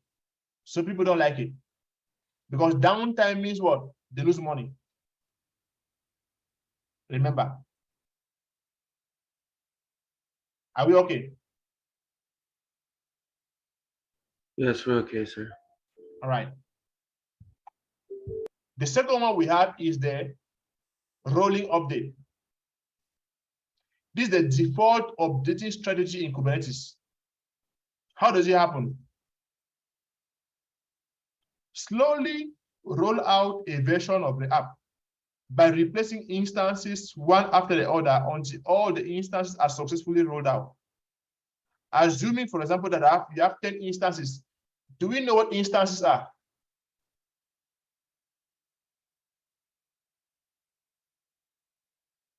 What are instances? Yes, exactly like a VM. Thank you for that. Today is really a special day. Like the others are just in the cloud or something. Okay, let's continue. Assuming that there are 10 instances of version A, so you have 10 VMs which contain an application, version A, and they're running behind a load balancer. Then this update strategy starts with one instance going down. So let me draw it. It makes sense. So you have 1, 2, 3, 4. version A. And then you have 1, 2, 3, 4, version B. So rolling update, how does it happen? First, you put down this one and replace this one. So nobody notices anything. Then you put down this one and replace this one. And then put down this one and replace this one. And then put down this one and replace this one. That's why it's also called the incremental deployment model. So you have 4, let's say these are 4 VMs here of version A, and then 4 VMs of version B. So how does it go? Assuming you have 10 instances of version A behind the load balancer, the update strategy starts with 1 instance of version B being deployed. When version B is ready to abstract traffic, 1 instance of version A is removed from the pool. Let's do it again. So you have version B here, version B, and then you have version A of the app. Version A is over here. All the Version, traffic from version A will go to version B. exactly. So let's say right now, you are up here, you're the user, you're using WhatsApp, and you guys are walking through a load balancer, and it is coming and hitting version A. But you guys don't know, you just know that you're using WhatsApp. You don't know where it is, how it is, you're using WhatsApp. That's all you know. Okay, now, the rolling update here is, first of all, they bring up version B. Let me give you the different color. They bring it up here. So they make it available, 1 VM. When they see that it's up and running, then they connect this one with version B and then pull this one down. Then they take another one and bring it up again, another VM. So they connect it with this one and then bring this one down. Perfect. And then the last one, they bring it up again. They connect it with it and then bring this one down. So what happens is there is almost no downtime because you and I are using WhatsApp. We never really see a time when it breaks down. It's just working fine. So there is a little downtime, very minute, but it's almost impossible to notice. That must be when it's loading. Sorry? Or something. Like when you're booting up the app and the app takes like, I don't know, a little bit longer than usual. That might be the downtime. Exactly, that could be a downtime, yeah. Because they always, right now till date, there's always some downtime, no matter the methodology they use. There's so a little downtime sometimes. So they find a way to just cover it. Like you can open your WhatsApp in the morning. It takes a while it's showing that Meta and that WhatsApp logo. It takes a little while and then opens. Yeah. But for this situation, like say like a big app like Facebook, there wouldn't be just a version A and version B, where there'd be like a version A, B, C, D, E, like exactly. They got many deployment. Exactly, you get it. So backups for backups and backups. So in case one fails, it goes to the other. Yeah. Okay. Perfect sense. Perfect sense. The bigger the company, the bigger the money. So the bigger they can deployments. Yeah. Right. Yeah. So like for example, do you have a team? Sorry? Do you have a team or are you running your website by yourself? No, by myself. I just actually pay the website, some guys, and they're hosting it there. Okay. Okay. Those are small downtime. I think like about a month ago where I got on that, and it told me that there was some issues with the actual like host of it. Yeah. And it came back up within like 5 minutes or less. So I was like, oh, okay. Makes sense. I like that. That's good. You noticed. Miss Karine, question? Miss Karine?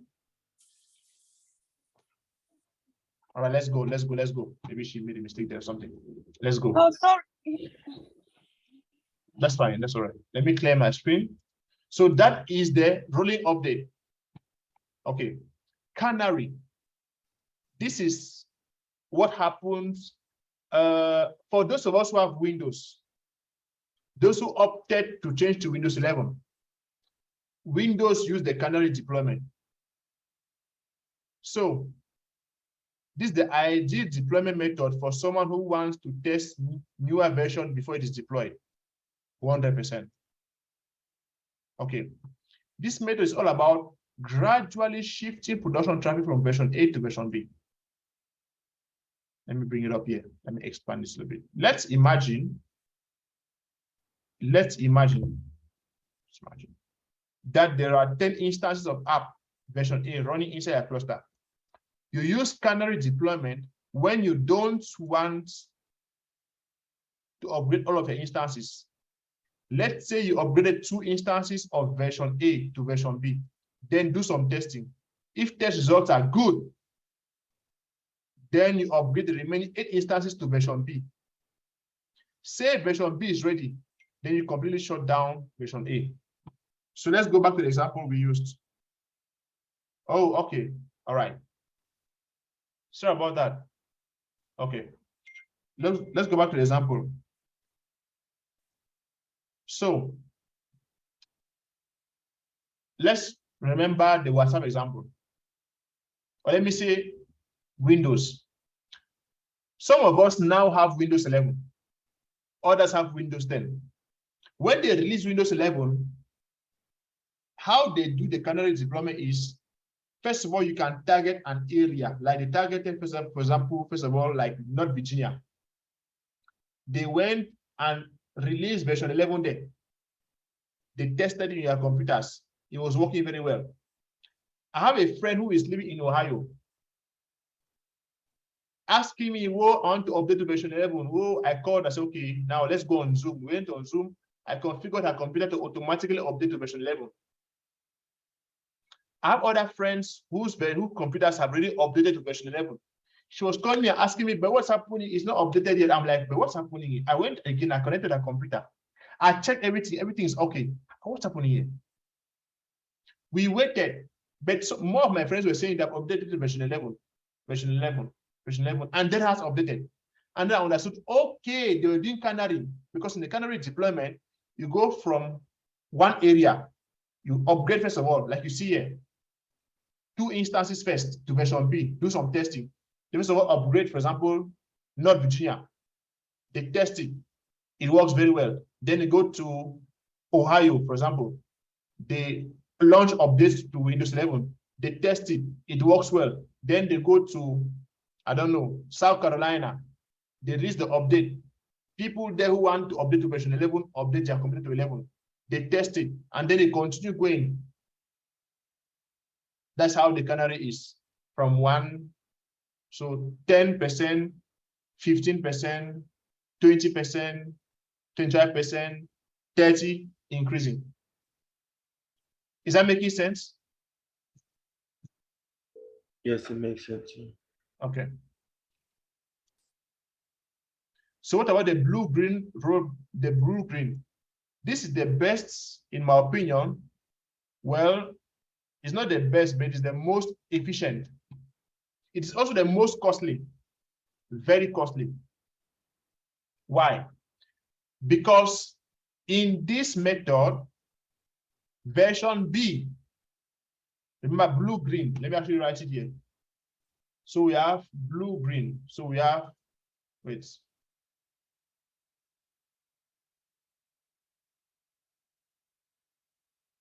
Blue-green, blue-green. So this is version 1, version 2. So in the blue-green, version B, so the updated one, is deployed alongside version A with the exact same amount of instances. After testing the new version with all the requirements, then the traffic is switched from version A to version B at the load balancer level. So in this particular one, you have 2 deployments at the same time. This is therefore the most costly because you have 2 deployments up and running at the same time. 2. So you have to pay for the resources being used, pay for the traffic being used, pay for all of it. So this is why it is the most costly. But it's also the one with the least amount of downtime. least amount of downtime. So you have two deployments. You have the blue and you have the green. At the same time, you test the green if it's working very well. Then up here you have a load balancer.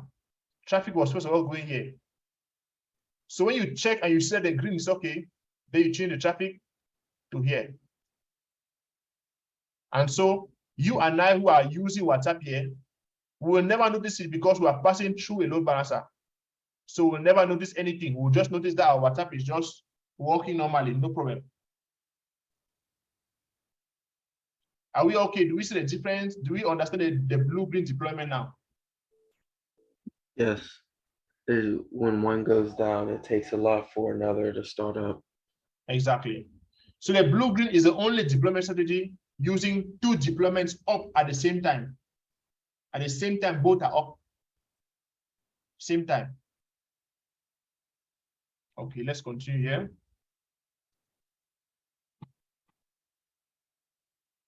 So we spoke about the deployment. I'm going to give an assignment. We're going to do this actually. We're going to create a manifest file. We're going to deploy an app, display and validate, test when the node fails, test when it scales up, and then test when it scales down. We'll test it out. This is an example here of a deployment manifest file. You can see it's almost the same. Let me shift this guys a little bit behind.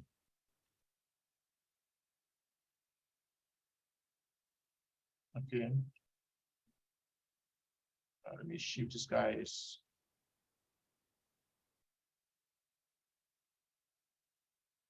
Okay, and then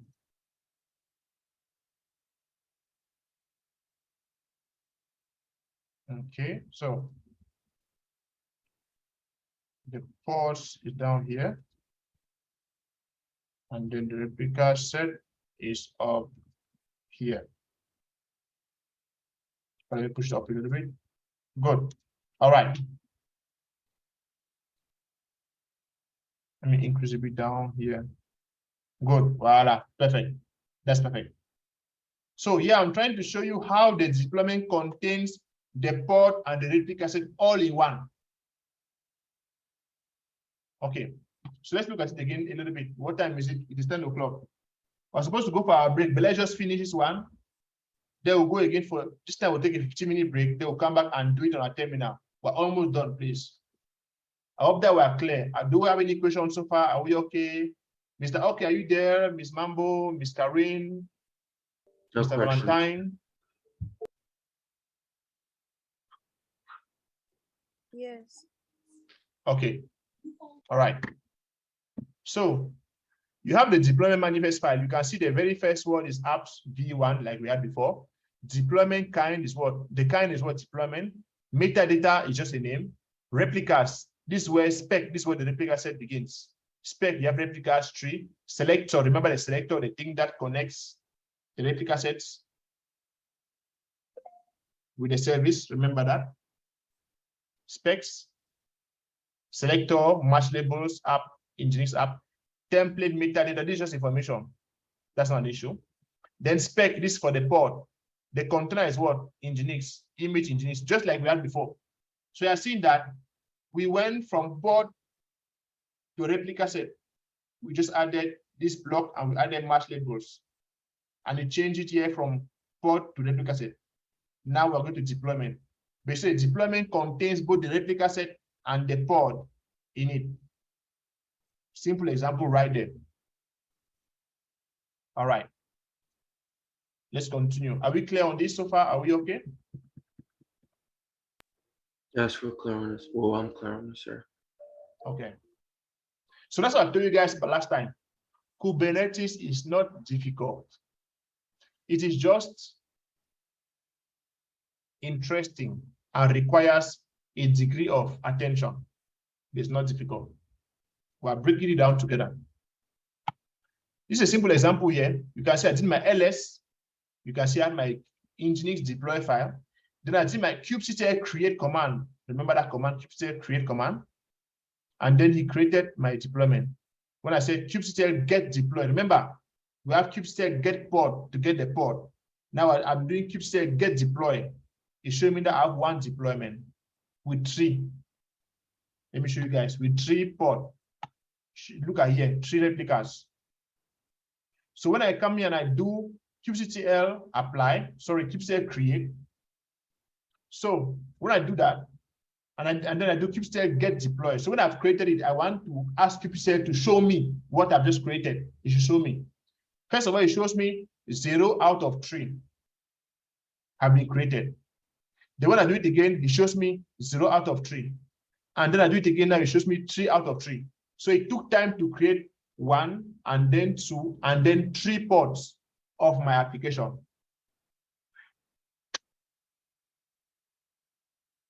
Are we together? I think it's making sense. I've not said anything special, right? Are we okay? No, it's making sense, sir. Okay. Let's continue. Now looking at this, you see that we have kubectl get. Look at the command I run here. kubectl get PORS and deploy. So it means kubectl get pod, replica set, and deploy. It shows me all of it. It shows me this is the pod here, this is the replica set, and this is the deployment. So the deployment contains the replica set contains the pod.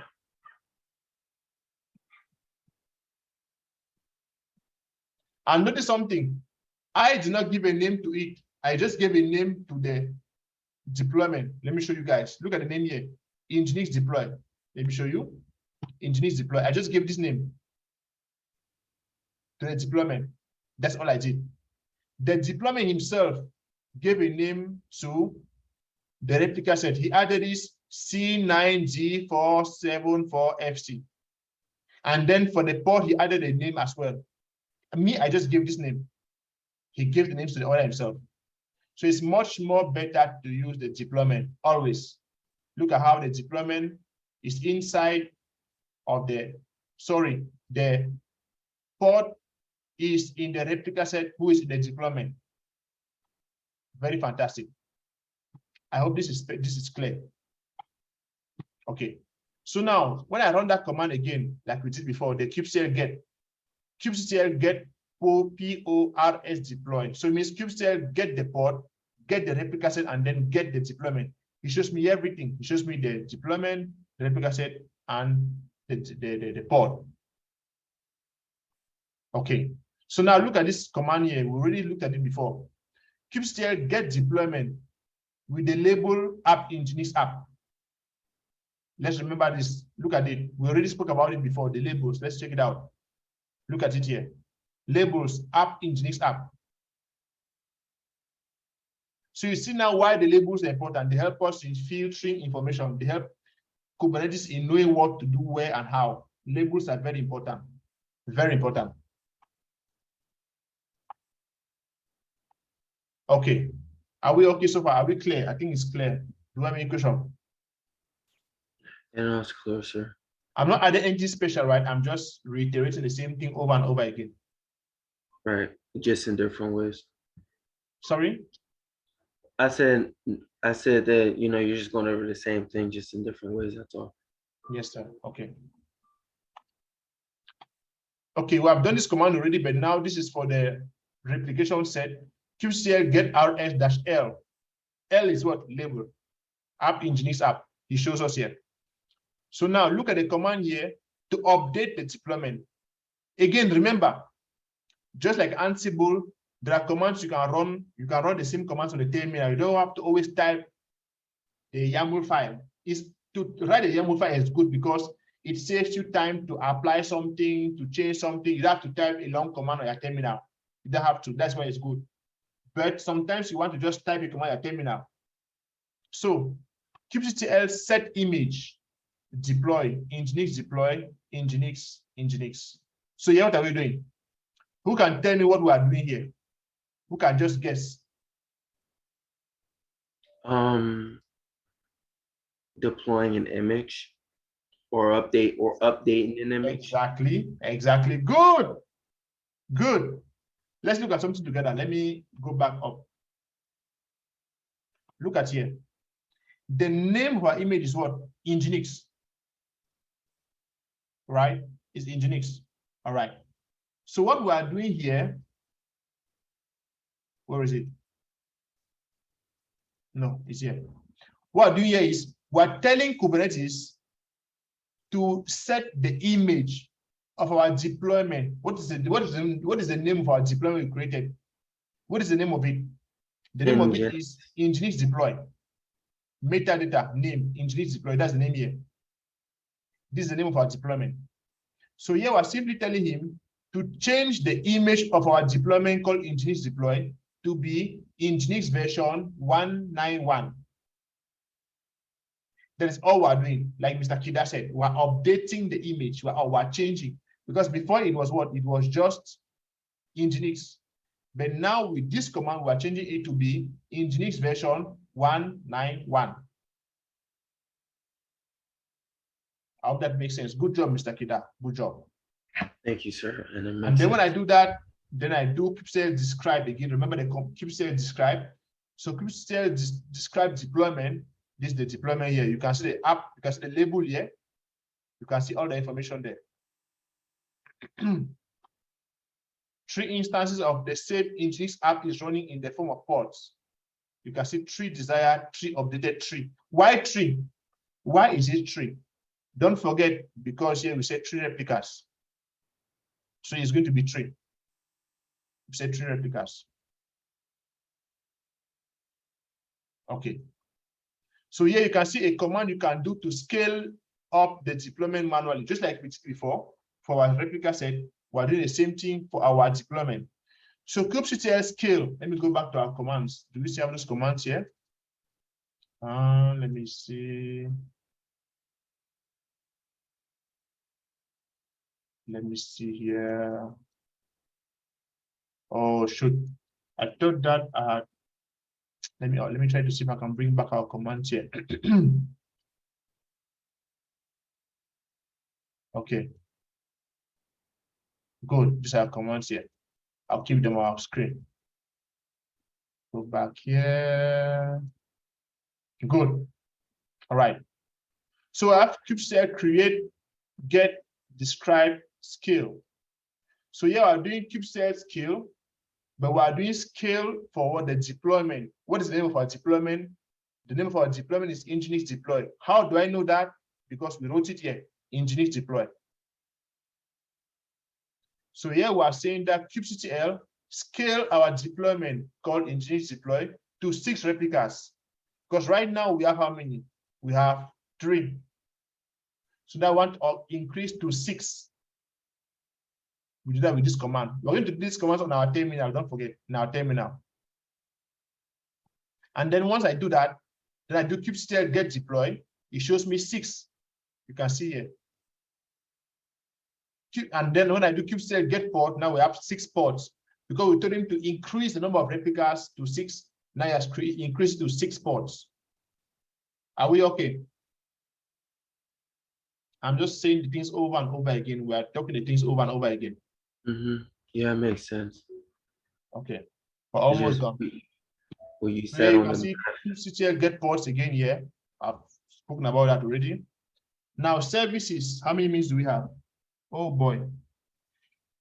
Can we finish this thing? Let's finish it. Let's finish it. At least we're going to create our Kubernetes cluster today at all costs. No matter what, we must create it today. We'll create and then we'll destroy it because Google Cloud will be charging us. We'll just create it, but then we'll deploy it. And then next we'll create it. And then tomorrow we're going to use it. We're going to recreate it tomorrow morning. I will send you guys a message that before we start the class, create the cluster in the morning. Unless you don't want to do it with me while I'm doing class. It's up to you. But you have to destroy it after the class today, because if not, Google Cloud will be charging, we'll be using a free credit. And we don't want that. We still have 3 months to go for free credit. After the class, you can still keep on using it. So let's not finish it. So let's go to services. Okay. Something is happening here. Our sister, Miss Jenny, turns out that she's having some light issues there. They got their light, they're having thunderstorm. That's why she got disconnected in class. That's why she left. So let's continue. So services, we've already spoken about services. Load balancer and all of that.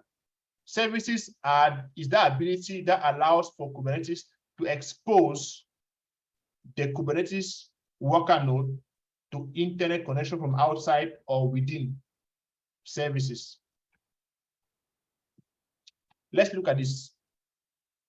Imagine that you have been asked to deploy a web application. How does this front-end web application get exposed to the outside world? Think about it. Let's think for a moment. How do front-end applications get connected to the back-end database? How do we resolve port IP changes when they die? Remember, I told you that I told you that ports are they have a short lifespan. Thank you, Mr. Kida. I know you were about to mention that. Is that what you wanted to say, sir? Yeah. And I was gonna say, well, I was gonna answer the first question. Go ahead.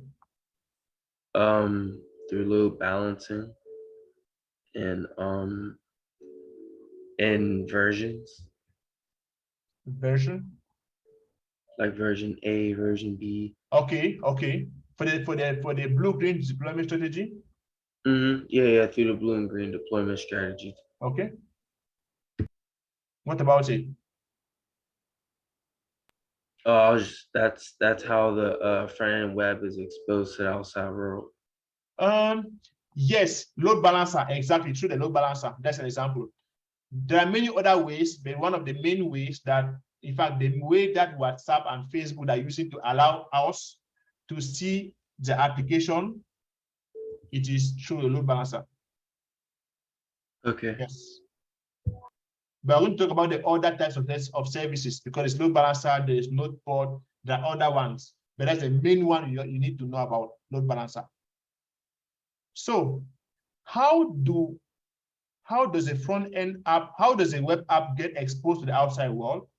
How do the app connect with the back-end database? How do we resolve the port IP changes? Remember, like I said, ports have a very short lifespan. So since they have short lifespan, it means that the IP can be changing, because remember, the port has an IP and the IP will be changing because whenever it dies and comes back again. So remember, we have spoken about the replica set. So basically the deployment that can be healing the port. But when it heals the port, the new port is going to have a different IP, right? You cannot have the same IP because the older one died. The new one is going to have a different different IPs over and over. So how does Kubernetes do to keep track with the new IP and then still allow connection? Because imagine that you and I today were working on WhatsApp. It's possible that today, while we're using WhatsApp, a pod died inside of the WhatsApp Kubernetes deployment. But because of Kubernetes, you will never notice it. He just works and adjusts it and fixes it. But how does Kubernetes do that? How? Let's look at that. So first of all, we'll talk about why we need services. What is a service and what are the different types of services? Today, in fact, so far, we're almost finished. We have done a complete, we're doing a complete run across of Kubernetes. We're not doing everything in details, but we're doing everything that you need to know to have a total understanding of Kubernetes. And we're going to do this on our terminal, all of it. If you don't have the time, I'll record the videos, but I hope they'll have the time.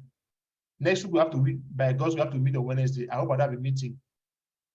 For this one, yes, I hope we can meet on Wednesday so we can work on this. Okay, so first of all, we have to talk about the services. We have the front-end service and we have something called the back-end service. I'll not give any name to it for now. I'll just call it front-end service and then back-end service. Now, for sure, you should know. In fact, let me just ask, in your opinion, what is a front-end service, in your opinion? An example. Front end will be like the display.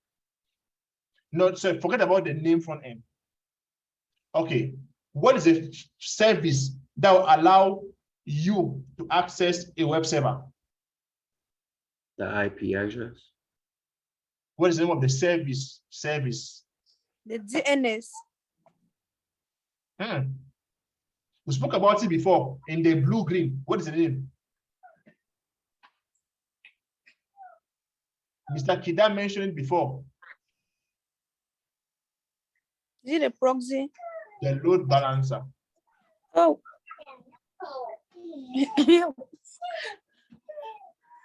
You guys, don't think too far ahead. It is in front of you. Mr. Kida mentioned it before. He said in the blue-green, load balancer. Say yes.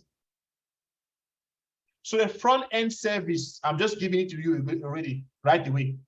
The front-end service that stays between the user and the front-end port, the load balancer. Look at it here. Look at it. This is you here, Mr. Kida. You are using the internet to access the IP address of WhatsApp. But then you don't access WhatsApp directly. You access it through something, the load balancer. And that's him standing right here. So what's the front-end service? It is a service which stays between the user and the front-end port. And what's the back-end service? The service which communicates between the front-end port and the back-end of the app. Just look at the diagram here. Let's take a simple example, my website. When you type the Apotians.com, you go and hit the load balancer first, and then the load balancer sends you to the website itself. Because my website is behind the load balancer. Because I have many people accessing it, I cannot just put one, I cannot just put direct access to it. It can crash. So I have to put a load balancer. So I put a load balancer and I have instances that you guys type Apotians.com, you hit the load balancer and it redirects to the different instances connecting, which have the same website. So you will never notice the difference. It's the same website in all instances. Okay. Now, when you go and register, you have to put your name, your address, and all that. That information has to be stored in the database in the back end. So how does my website, the web server, how does it communicate with the back end, the database? It is using a service. I'll talk about that. So we have the front end and the back end. And notice again, all of this is not seen by the user. You are just seeing WhatsApp. You are not seeing what is happening behind the load balancer here. Are we together, guys? Are we clear? Are we good? Are we fine? Yes, we're good. Load balancer is like the wall between people and tech. I don't want to say people and technology, but like us and the actual like what's going on behind the scenes, kind of. Exactly. Yes, sir. Like our ticket. Okay. Exactly. So the load balancer is like the guy, is like the go-between you and the app itself, the web server. So when you type Apotians, you are not hitting Apotians directly. You go and hit the load balancer, and then that takes you to Apotians to also secure my website. When you type google.com, you don't ever think in your mind that when you type google.com, you hit Google. Never. You hit the load balancer, and then that hits Google for you. For security, it's always like that. Most websites. Okay, let's continue. Are we clear on that? Are we okay? Yes, we're okay. All right. So now let's look at the different types of services. We have the load balancer we have spoken about. We have the node port, and we have the cluster IP. So different types of services we have in Kubernetes. We already know about the load balancer. You can see how you can look at the drawing. Connection comes and then hits the load balancer, and then it redirects it to the 3 nodes. So it is used to equally distribute load, like I mentioned before. It is used to equally distribute loads. Simple definition, very clear. No issue about that. Now the node port, it is used to expose a front-end app to the external world. So if, let me go back here. What happened to my mouse? Oh, what's this?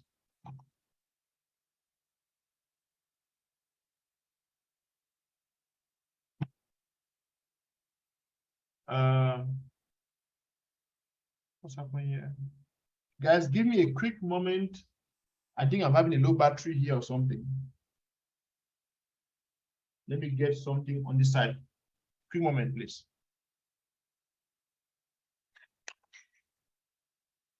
Quick moment, this is pick up my charger here.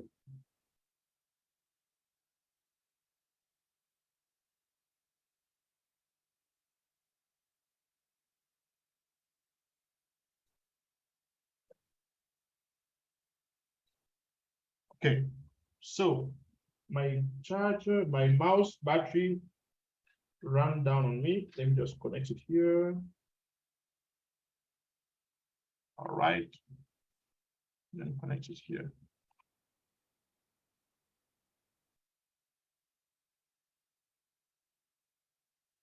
Okay, good, it's back.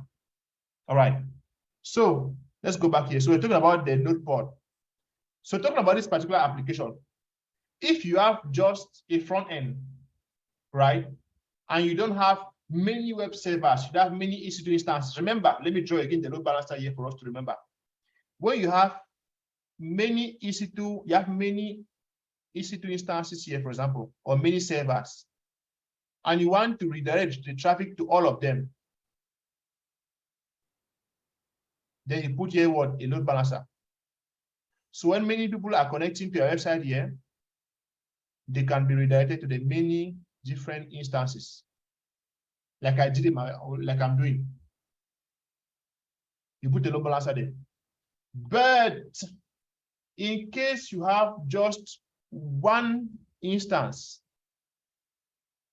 with the website there, then what you can do is you can just create a node pod, So it's going to allow people from the outside to access the node pod and then access the website. So if you have just one instance with the website inside in Kubernetes, you can do the node pod and expose it. But if you have many of them, so many instances like I showed before, you want to expose all of them, then you need the load balancer in that case. Is that understood? Are we okay? Yeah, sure. Okay. Are we seeing a difference? So are we seeing a difference between the load balancer and the node pod?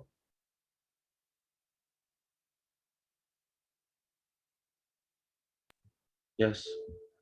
Okay. Yes, sir. Okay. Good, good. So I've spoken about the load balancer and the node pod. Now, what about the cluster IP? The cluster IP, it is just for connectivity within the cluster. So outside cannot get in. It is just within itself. Let me open it up.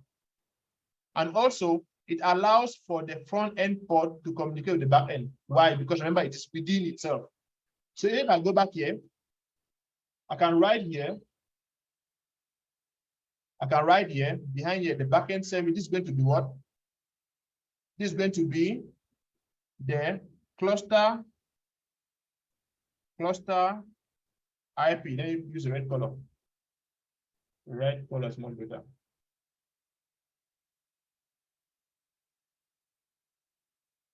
Cluster IP. Okay. While this one in front here, since we're having just one instance, this is going to be the node pod. Are we okay? Is it making sense, Mr. Kida and everybody else? Yes. Because the cluster IP is what allows connectivity within the cluster. So we use the cluster IP here for the backend service. And for the front end, since we have just one instance, one app server, so we use the node pod to allow access into it.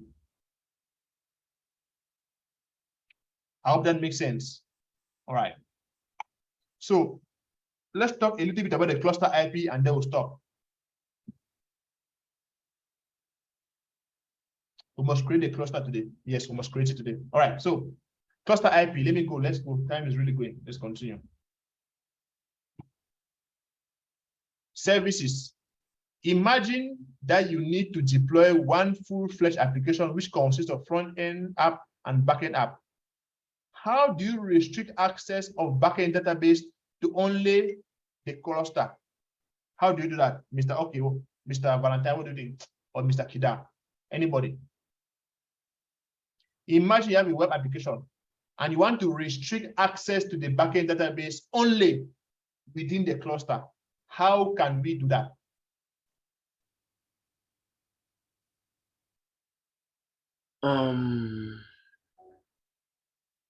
You have to put up some type of like security. Why? I answered that a few seconds ago. What is a thing that we use to allow connectivity only within the cluster, Mr. Kidam? The node. The node port? Yeah, node port. Are you sure? It's the cluster IP. The cluster IP. Let me show you. Let me show it again. Let's go back there. Cluster IP reachable within the cluster, connects front end and back end. Only, let me write there something and maybe it's going to be making more sense. Only reachable within the cluster. Only.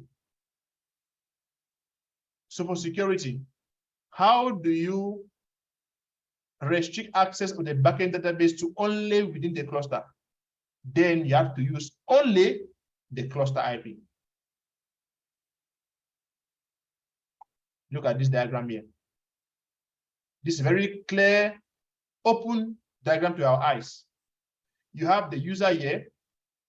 You want to use WhatsApp. You access the internet, and then here you touch the IP address.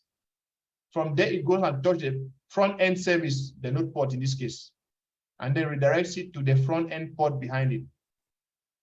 And then this front end port communicates with the back end ports using the cluster IP. Exactly like I put, let me undo what I did here. Exactly like I did here. Node port, cluster IP, look at it. Same thing. Are we okay? Does it make sense, guys? Thank you for that answer again, Ms. Mambo, that's good. Does it make sense? Yes, it makes sense. Only through the cluster IP. Sorry? I said only through the cluster IP. Only due? I said only through the cluster IP. Exactly. So when you're going to create your cluster, you guys will notice, you'll notice that by default, every node, every pod you create is always going to be cluster IP for connectivity. Every service, by default, is always cluster IP for security. Then you can intentionally change it to node pod, but by default, it's always cluster IP, always. Okay.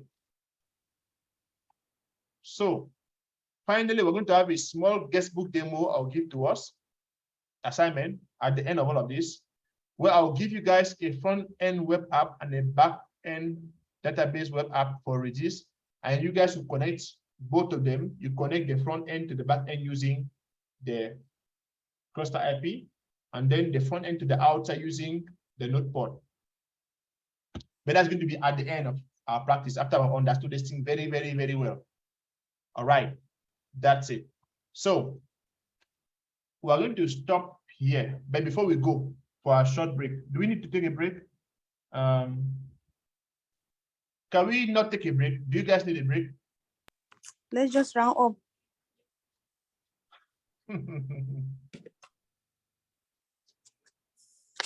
You want just round up one time and go? Unless you want to rest your head, bro. It's okay, I understand. It's Saturday, you have to go and do things. I know, understand. Let's round up, let's round up, let's round up. Okay. So today I've looked at services, node port, cluster IP, and all of that. We're going to practice this, but before we do that, let's do like Mr. OK suggested. Let's go and create our cluster. So I'll go and access my GCP account. It's very easy. I will not ask anybody to create any cluster. I mean, to install Kubernetes, we're going to install it later in our computers. What's happening here? What are you guys talking about? Seriously? These guys are saying my project has a warning. Who is having a warning?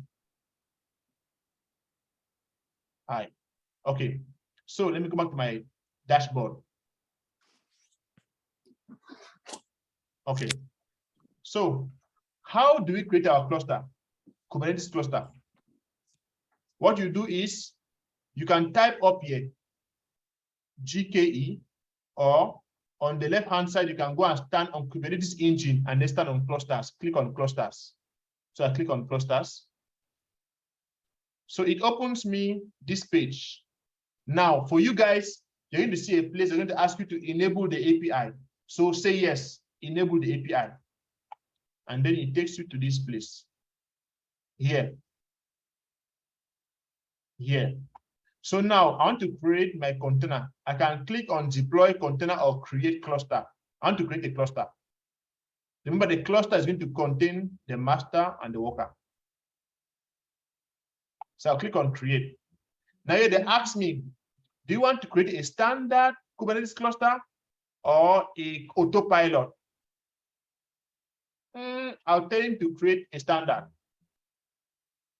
Configure. So when I click on configure, it takes me to this page. I have to give a name to my cluster here. Let's say I'll call it Saturday demo. Saturday demo. I'll delete it after because I'll put it up again tomorrow. So Saturday demo. Now here they ask you, do you want this cluster to be zonal or regional?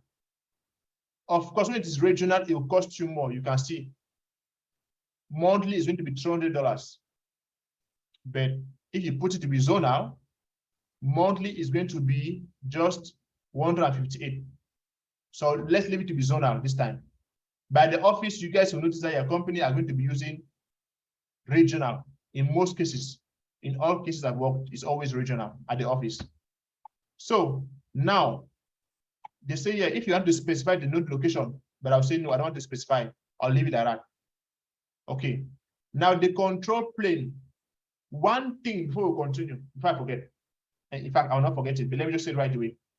Whenever they ask you the Kubernetes control plane, what is it? The Kubernetes control plane is exacting like the Kubernetes master node. Let me say it again. The Kubernetes control plane is exacting like the Kubernetes master node. One last time. Kubernetes control plane is the same thing like Kubernetes master node. Okay. So now they asked, what is the control plane version? What version do you want to have for your Kubernetes master node? Do you want it to be static or do you want it to be updating itself? I'll tell it to be updating. I'll leave it like that. I finish here. I scroll down. I click on create. Create. He'll take some few minutes to create the cluster because it's going to create. By the way, what is a node? Before I forget, what is a node? Miss Karen. A node is a server. Perfect. Good job. A node is a server. Great answer. Okay. So I'm creating my cluster here. And you can see it's going to create 3 nodes. So 3 servers. So let's go and check in our virtual machine area. So let me click here. Go to Compute Engine. Open this VM instances in new tab. You'll see it's going to be creating virtual machines at the same time because nodes are virtual machines or servers, like Ms. Karina said. If I go here, you can see it's creating 3 of them. Look at them. GKE Saturday demo. Are you seeing it? Are you guys seeing this? Yes. They're being created by this guy, Saturday demo. Saturday demo. So it's creating our cluster for us. What is the point I'm trying to make here? Again, a node is a server. Full stop. That is all. Okay, so let's go back. So he's creating our cluster for us. When you finish creating, we'll access it using a terminal here and then run some sample commands. So while he's doing that, let's go to Google. And we'll say Kubernetes deployment Nginx. Very simple. And let me type and I will say GitHub.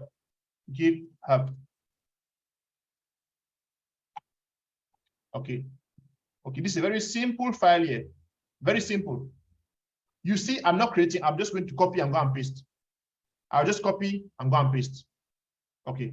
So let's look at it together, line by line, just like we saw in that document in our PowerPoint. Let's look at it. How many more minutes? We have 15 more minutes. We'll finish it. All right. So we have the API version here. Sorry, we have the deployment here. Sorry, the deployment here. And then we have the service here. And what's the type of the service? Load balancer. Notice something, please notice something. The selector match labels app Nginx. Look at down here, labels app Nginx. Are we seeing this thing? Is it making more sense now? This is, are we together? I don't know how you guys are. Yes, like mentioned earlier, they go hand in hand. Can you hear me, sir? Yeah, I can Okay. hear you. I can hear you. You guys know it's Okay. not easy to be talking again and again and no one is responding. It's not easy, but it's okay. So I'll just copy this. I'm going to paste it there. Let's go and see if he has finished. He's still creating a cluster. Okay. Let's see. He's still creating a virtual machine. No problem. Okay. Wait for some few minutes. Let's be going through our file here. So first of all, we have a kind as deployment. The metadata, the name is going to be Nginx. In fact, I'll change the name from Nginx to something else. I'll call it Nginx Saturday, so we understand all together. Then specification, the strategy. What is this strategy? This means the deployment strategy. Deployment strategy is recreate. We spoke about the different types of deployment strategies already. Let me go back up. We spoke about the deployment, the recreate, shutting down version A and then making sure, and then version B, and then version B is brought up. So we'll be using here the recreate deployment strategy. Then the selector, we have Nginx here. The replicas, we want to have 3 of them, 3 ports at the same time. The specification, Nginx port 8 is going to be exposed. For the service want to have a load balancer service. You can see very well there. For metadata, the name is Nginx. The namespace is going to be the default namespace. The label is app Nginx, just like this selector is app Nginx. So this load balancer is going to expose this particular pod or all of these ports. So this load balancer is going to stand in front of 3 ports. So we're going to see this in our browser. Okay, let's continue.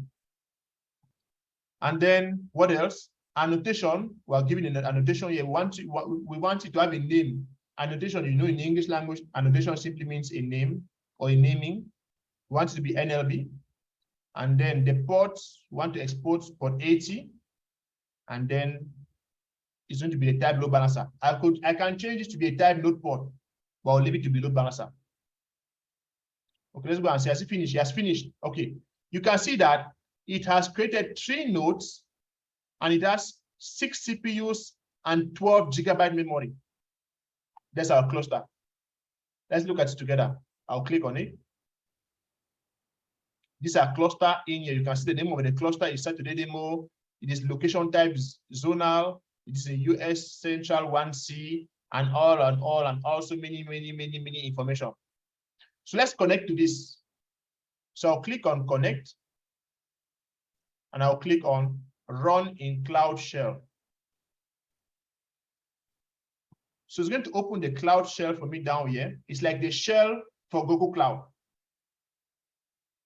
Okay. So you can see it. Let me see if I can zoom in a little bit.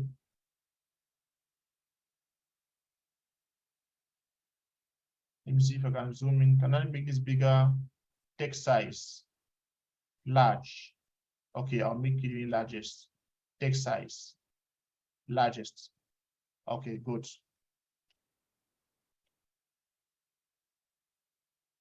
Okay. So I press enter and I click on authorize. So what is happening is that he is connecting the Cloud Shell to the cluster of created. This is the command here to connect to the cluster. This is here. I just click on this button here, remember, and then he ran it for me. So you can see here, kubeconfig generated for Saturday demo. So now let us run some small Kubernetes commands. So kubectl get pod. He says no resources found in the namespace because I've created nothing. But if I say kubectl get node. You can see the 3 nodes. Let's look at them. This one is called what? NA9A1599EG. Let's go and check it out. This is here. 1599EG B5BS. That's it. TRM cure. That's the name of this one here. Let's go and check it here. TRM cure. So he is showing us the 3 nodes, and those nodes are servers on VM. All right. Let's try to create something. So I'll create a file here. So VI into a file, I'll call it deployment.yaml. Okay. I'll go and copy this one. Just copy it, right click, copy, and I'll paste it here. Hey, what's happening there? Hey, you're going to spoil this thing for me. Let me do it again and paste it. All right, there it is. I copied and I pasted. I didn't do anything special. I just copied from there and I pasted here. Finish. Finish. All right. So escape :wcure.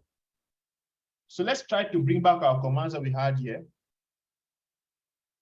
Let me try to bring them back here.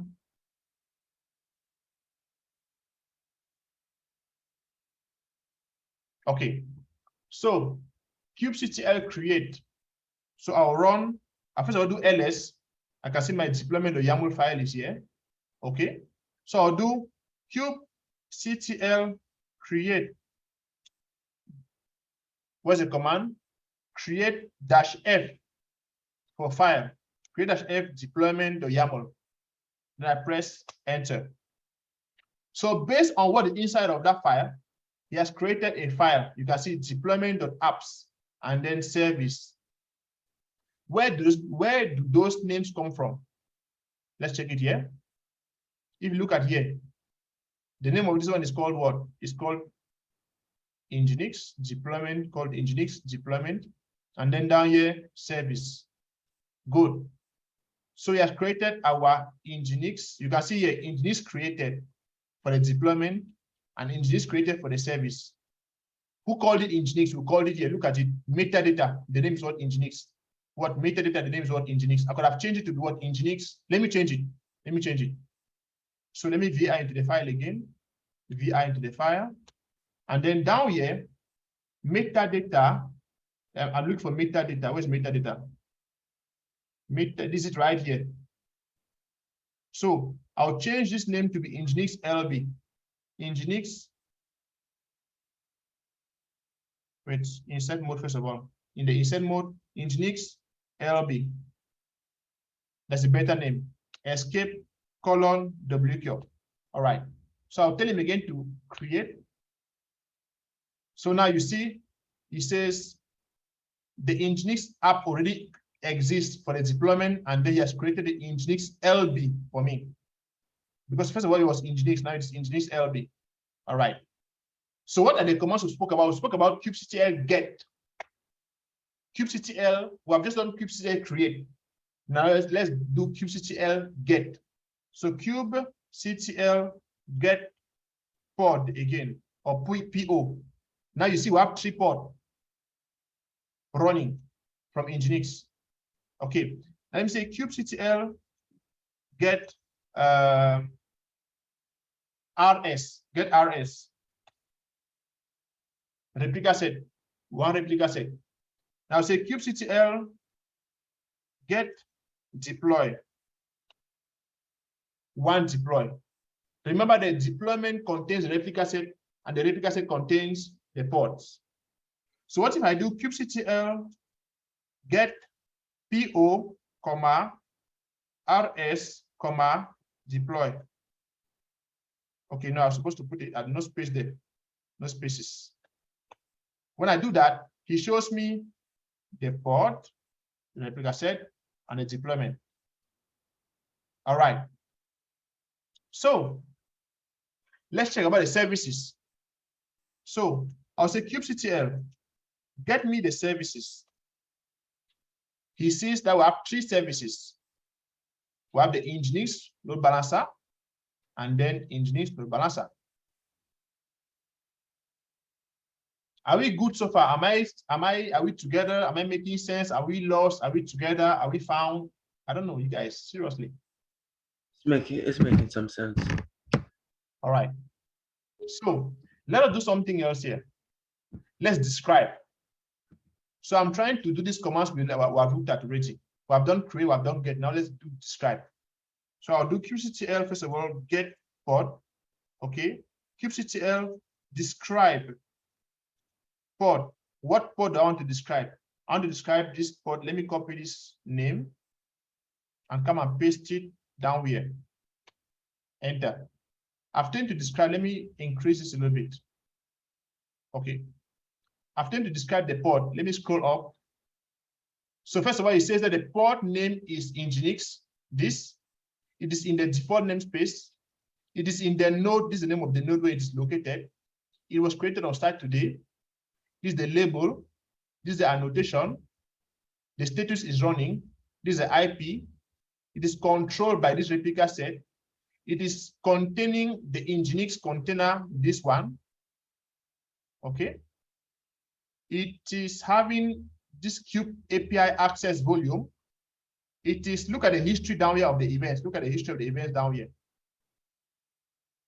First of all, the first step was what? Successfully assign this pod to this node. That was the first step. And then secondly, it pulled the image. Thirdly, successfully pulled the image in 3 seconds. Fourthly, it created the container from that image. And then lastly, it started the container from that image. What is a volume? A volume is like that storage device, this default storage device, which is attached to your pod. It's the same thing in AWS. When you create an AWS instance, it comes with a volume by default. That volume is it is the default storage. It's like the hard drive of your instance. So the volume here is like the hard drive which is attached to our pod. It comes automatically. I did not create it. You saw me. I just created what was that document. I copied from the internet and I pasted. That's all. Okay. Thank you for that question in the chat. Good job. All right. So that is what a volume is. So I've described a pod. If you guys want, we can describe a service also. So kubectl, get me the services. Okay, now kubectl, describe the service called Nginx LB. Okay, the description of it is what? First of all, the name is Nginx LB. It's the default namespace. It has the labels app Nginx. The annotation is this. The selector is app Nginx, like I showed you guys already. It is of type load balancer. It is of the IP this. This is the ingress IP. The expose port is 80. The node port is HTTP 3184. The endpoint, the health check is perfect. Finished. All right. So I've seen, I know it's already 11. It's already 1 o'clock there, I know. But are we seeing how Kubernetes, we are already in the Kubernetes now. We are actually already doing things now. Are we okay? Yes, we're okay. Seeing it done on server makes things a bit easier. Okay, perfect. So now let's go and do something. Let's go and run a command. So let me go and check that command here. So kubectl scale. Let's do this command. Let's scale the service from 3 to 5. So let me go back here. Kubectl scale. Scale what? The RS.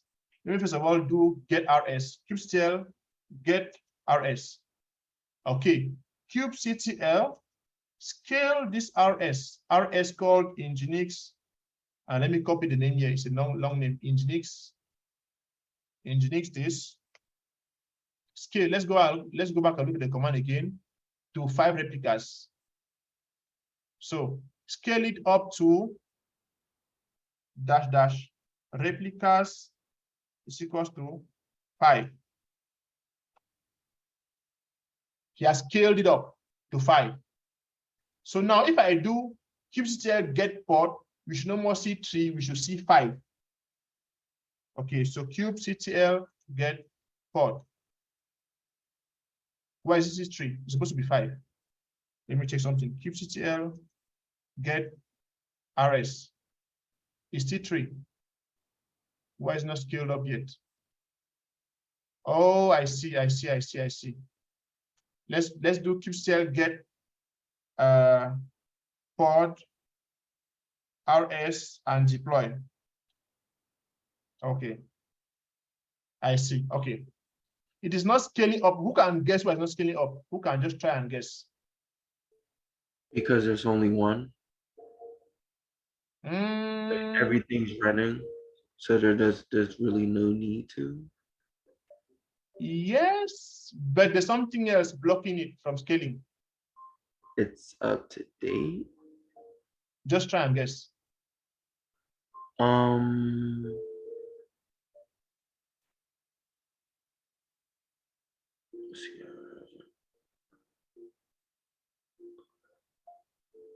Okay, that's because the replica set is inside of something. He has a bus. He cannot scale up without the bus scaling up. And who is the boss of the replica set?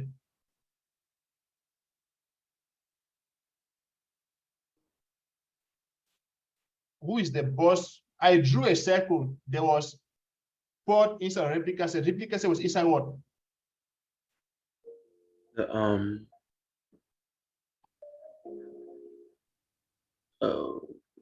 The deployment. The deployment, correct? So the deployment's the boss. The deployment is the boss. Okay. And the deployment don't want to scale up. Sorry? You didn't add deploy, but you did add deploy to it. So why wasn't? Did you just add deploy? No, I said scale RS. Oh, you didn't add deployment to it. I didn't add deployment to it, so it cannot work. Oh. He's the boss. And that's the overall thing. Okay. Exactly. That's everything what the goes through him because he started it all. So I cannot go in the middle and tell RS to increase now. No. Right. That's like the name of it. So like if it was called Apotians, you'd have to add that to it to go up, right? Exactly. Okay, makes sense. We're trying to. Sorry. I was just saying we're trying to take action without the actual, leader. The leader, yes, we have to pass through the leader to get to the subordinates. Yes. Right. It can't. Okay. I'm glad I know that now. Thank you. You're welcome, sir. So let's do the same command, but now we'll change it to be scale deploy. kubectl scale the deployment of Nginx to 5 replicas. Okay, now it says scale. If I do again scale deployed, are you seeing it? Now it is 5. It was 3, but now it's 5. Because we could not tell this replica set to scale up, we have to tell the boss deployment. And then now if I do get replica set, now you see 5. Now it is 5. And if I do get port, now it is 5. I hope this is making sense. I hope that we're together, we are seeing this thing in action. For those who are attentive right now, I don't know who is in class right now or who is not there. So yes, can you go back to GitHub? GitHub, okay. Okay. Yeah, this makes sense. Thank you. So let's just go. Oh, okay, are we doing interview today? We're not doing today. Oh, sure, that's fine. Okay. Let's stop here for today. Tomorrow we're going to continue with using our Kubernetes. We have seen it practically here. We have studied, we have created a cluster, we have seen it. So what I will do now, I'll go and delete my cluster, because if not, it will be charging me money for something that will not be used till tomorrow. So let me close this and go back to my cluster, select, and then delete the cluster. I'll type the name here, Saturday demo. I'll delete it. So tomorrow I'm going to recreate. Again, like I said, everybody, please, before you come to class tomorrow, create your cluster. It's very easy. Very easy. All right. Are there any questions?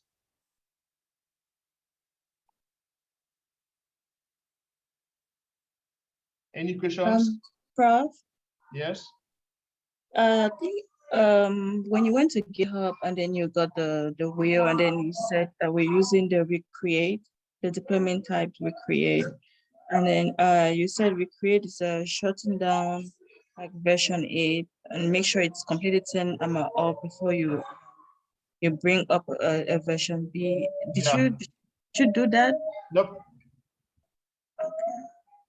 I think that we're just learning. We have not gotten to the point of making 2 deployments. For now, we're understanding the kubectl commands, understanding, practicing, understanding, doing, seeing it, testing it, deploying an app, checking kubectl get rs, get pod, get node, get deploy, scale deploy. We are just there. We have not done any deployment yet. No deployment. We have not done recreate, or I just copied this code. I did not, this guy who created it choose to put recreate. If I tomorrow, I'll remove this one. We don't need it because we're not going to be deploying yet. For now, we're just using everything else except the deployment strategy. We're not there yet. First of all, we need to understand the Kubernetes, apply it, understand the commands, and then later we can do deployments. Because if at the office, you may not be the one doing the deployment. Probably you will not be the one. You'll just be writing the code, and then your boss will be deploying. Is that okay, Miss Mambo? Yes, bro. Is that okay? Yes, okay, that's fine. Is it making sense what I've done so far? Any question? No question, sir. Chris, I, go ahead. Yeah. I was just saying no questions, and that I got Okay. I got roughly, I believe, like 10 interview questions out of today. Okay, that's good. That's good. So That's I'll good. just I like update that, the sir. YouTube. That's good job. I applaud that. That's really great. By the way, when you put it on the website, let me know. When you put it on the Telegram group, let me know so I can take that, put it on the website, so everybody can just go there and pick it up there as well. Okay. Yes, sir. Good job again. Good job. So if there are no questions, let's stop here for today. Please go and do this yourself as well. Understand it. Watch the video if you can. I encourage us to do that, but I know that we have things to do, but I encourage us still to do that. See you guys tomorrow. Have a great rest of your day, and stay blessed, everybody. Prof? Sorry? Yeah, what Mr. Oki was asking if we have to install Kubernetes first. So you already have it installed in your machine, or you didn't? You don't need to do it since you just went to GCP and then you have already installed it, or do we have to do it in order to like do this example you did in class today? So we have to install it first, or No. just follow just went to GCP and then just click on GCP, create cluster, and then go from there. Okay. Yeah. Okay. We're going to talk about installing it later. My point is, like I said, it's not the most important. At the office, they'll never stop to say, please, how do you install Kubernetes? They don't care. Do you know how to use Kubernetes? Then we can talk business. Okay. Is it making sense? That's fine. That's fine. By the way, now that I'm bringing that up, let me give an assignment. Thank you for that. Come on. Everybody install on your computer a program called Minikube. In fact, let me just show us how to do it. Let me not make as though it is. It's very, very easy. Let me show you guys. You will not use it tomorrow. You will not use it tomorrow, but you may want to use it later. All right. Windows users, you saw I went to Google. I didn't do any special thing. I typed Minikube. It took me to the website here. In fact, let me paste this website in the chat. Let me paste it in the chat. Copy and paste it in the chat. So everybody install Minikube. You will not need it tomorrow, but like Ms. Mambo has reminded us, we're going to need it, in case you want to go to GCP. which is not a bad thing, but in case you Why want, don't you just send it to Telegram? yes, good job. I'll send it to Telegram. Yes, yes. So Windows, you download this one here. Click here and download it. Mac. This Mac OS here. Mhm. If you have Homebrew, I think I help you to install Homebrew on your computer. Miss I have, Wanda. yes, I have Homebrew. So you do brew, install Minikube. That's all. Finish. For MacBook, it's very easy. Windows is very complicated for nothing. This is a Windows here. You can use any of these three options. If you have Choco, no, in fact, nobody's going to have Choco in this class. So you can download the latest release here. So this link here, let me right click up. In fact, this link here, this one here, download it and install your computer. That's Minikube. Minikube is what? It's a little program that helps you to run a small Kubernetes cluster in your computer. Small. It's a good program. Good program. So everybody install this. So 2 assignments. You do what I've done in class and then you install Minikube. Install Minikube should not take you 1 hour, not even 10 minutes, especially for MacBook users. So you just go and type one command. And if you don't do it by tomorrow, remember, I will not be happy. Let me just tell you, it's a one-line command. I'll not be happy. So Windows guys, you too download it, because if you don't download and install, I'll not be happy, because it's a one thing. Click download, double click, install, finish. Then you can go and live the rest of your life. Please. Thank you for reminding us, Ms. Mambo. I almost didn't mention that. Thank you. All right. So if all the I's have been dotted and all the T's have been crossed, are there any other questions? Ms. Mambo, go ahead. Oh. Go ahead, go ahead. No, so okay, if what I understand, with the example you did, I think before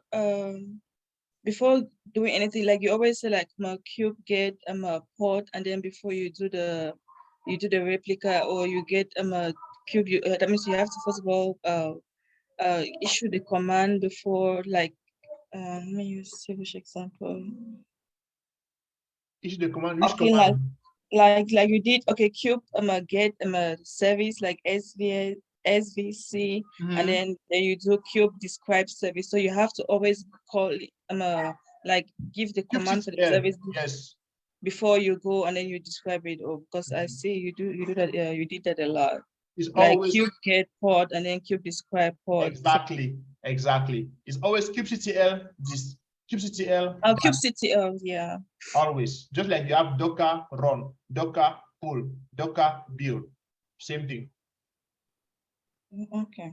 Is that okay? Yeah, that's fine. Ms. Mambo, are we okay? Yes, sir. Yes, I'm just checking my notes. I've been doing. Yeah, that's fine. Are we happy? We learn a lot, but we're digesting. Sorry? I say it's a lot, but I'm digesting. Oh, wow. No, don't worry about it. Tomorrow, I'm going to try to touch again a little bit here and there, and then go, because I know I spoke a lot the past 2 days, but I wanted us to have the foundation down settled. So now we know what the pod is, we know what the replica set is, we know what the deployment is, we know how to have tested it today. Tomorrow we're going to test and then see in our browser itself, and then deploy and then see in our browser, and then roll, maybe do an update and then see in our browser. All tomorrow. Okay. Is that okay?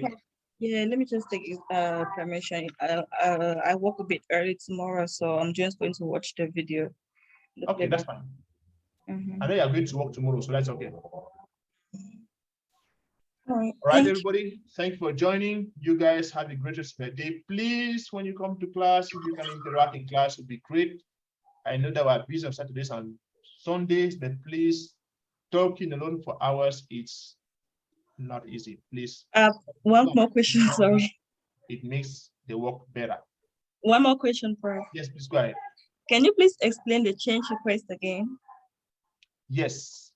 The change request is the document that the people in the lower environment send to the people in the deployment environment with the artifact. So let me say, we built an application called Mambo Foods or Mambo Taxi or Mambo Vacation, whatever. Okay. The application is ready.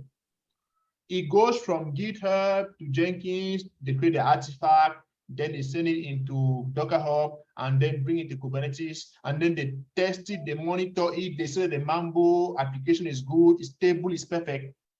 Now they write a document, and that document is called the change request. And on that document, they write some information. First of all, they write, what are they trying to deploy? The Mambo app. Why are they trying to deploy it? For the client. What is it going to do? It's an application that's going to help people to buy the air ticket, for example. What is the possible downtime? This is what you sending thing to the production environment, this is what you write. Now, it will not be you because you are not at that level. It will be someone else in your company, but that's what the person will do. What is it going to, is there going to be any downtime? The person will say, yes, this application can cause a downtime of 1 second. Is there any rollback strategy? Yes, in case this application version 5 fails, you can go back to version 4. And today I've spoken about how we can go from version 5 to version 4 with a deployment strategy. That's how we do to go from 5 to 4. Deployment strategy. So the person will write all of that. That is called the change request. And he will send it to the people working in the production environment using an application called ServiceNow. ServiceNow is the app that you use to send the change request from the lower environment to the upper environment. And then they will receive the change request with the artifact of the Mambo app it's not in their hand, of course, it's in their computer, of course. They see the change request, and after reviewing everything there, the result of the monitoring, the rollback strategy, the downtime, everything, and they're okay with it, then they can go to the next step of deploying the application. Is it making sense now, Ms. Mambo? Yes, Prof. Ms. Mambo? Yes, Prof. I get it. Thank you. All right, you're welcome. Any other question, Mr. Kida? Any question?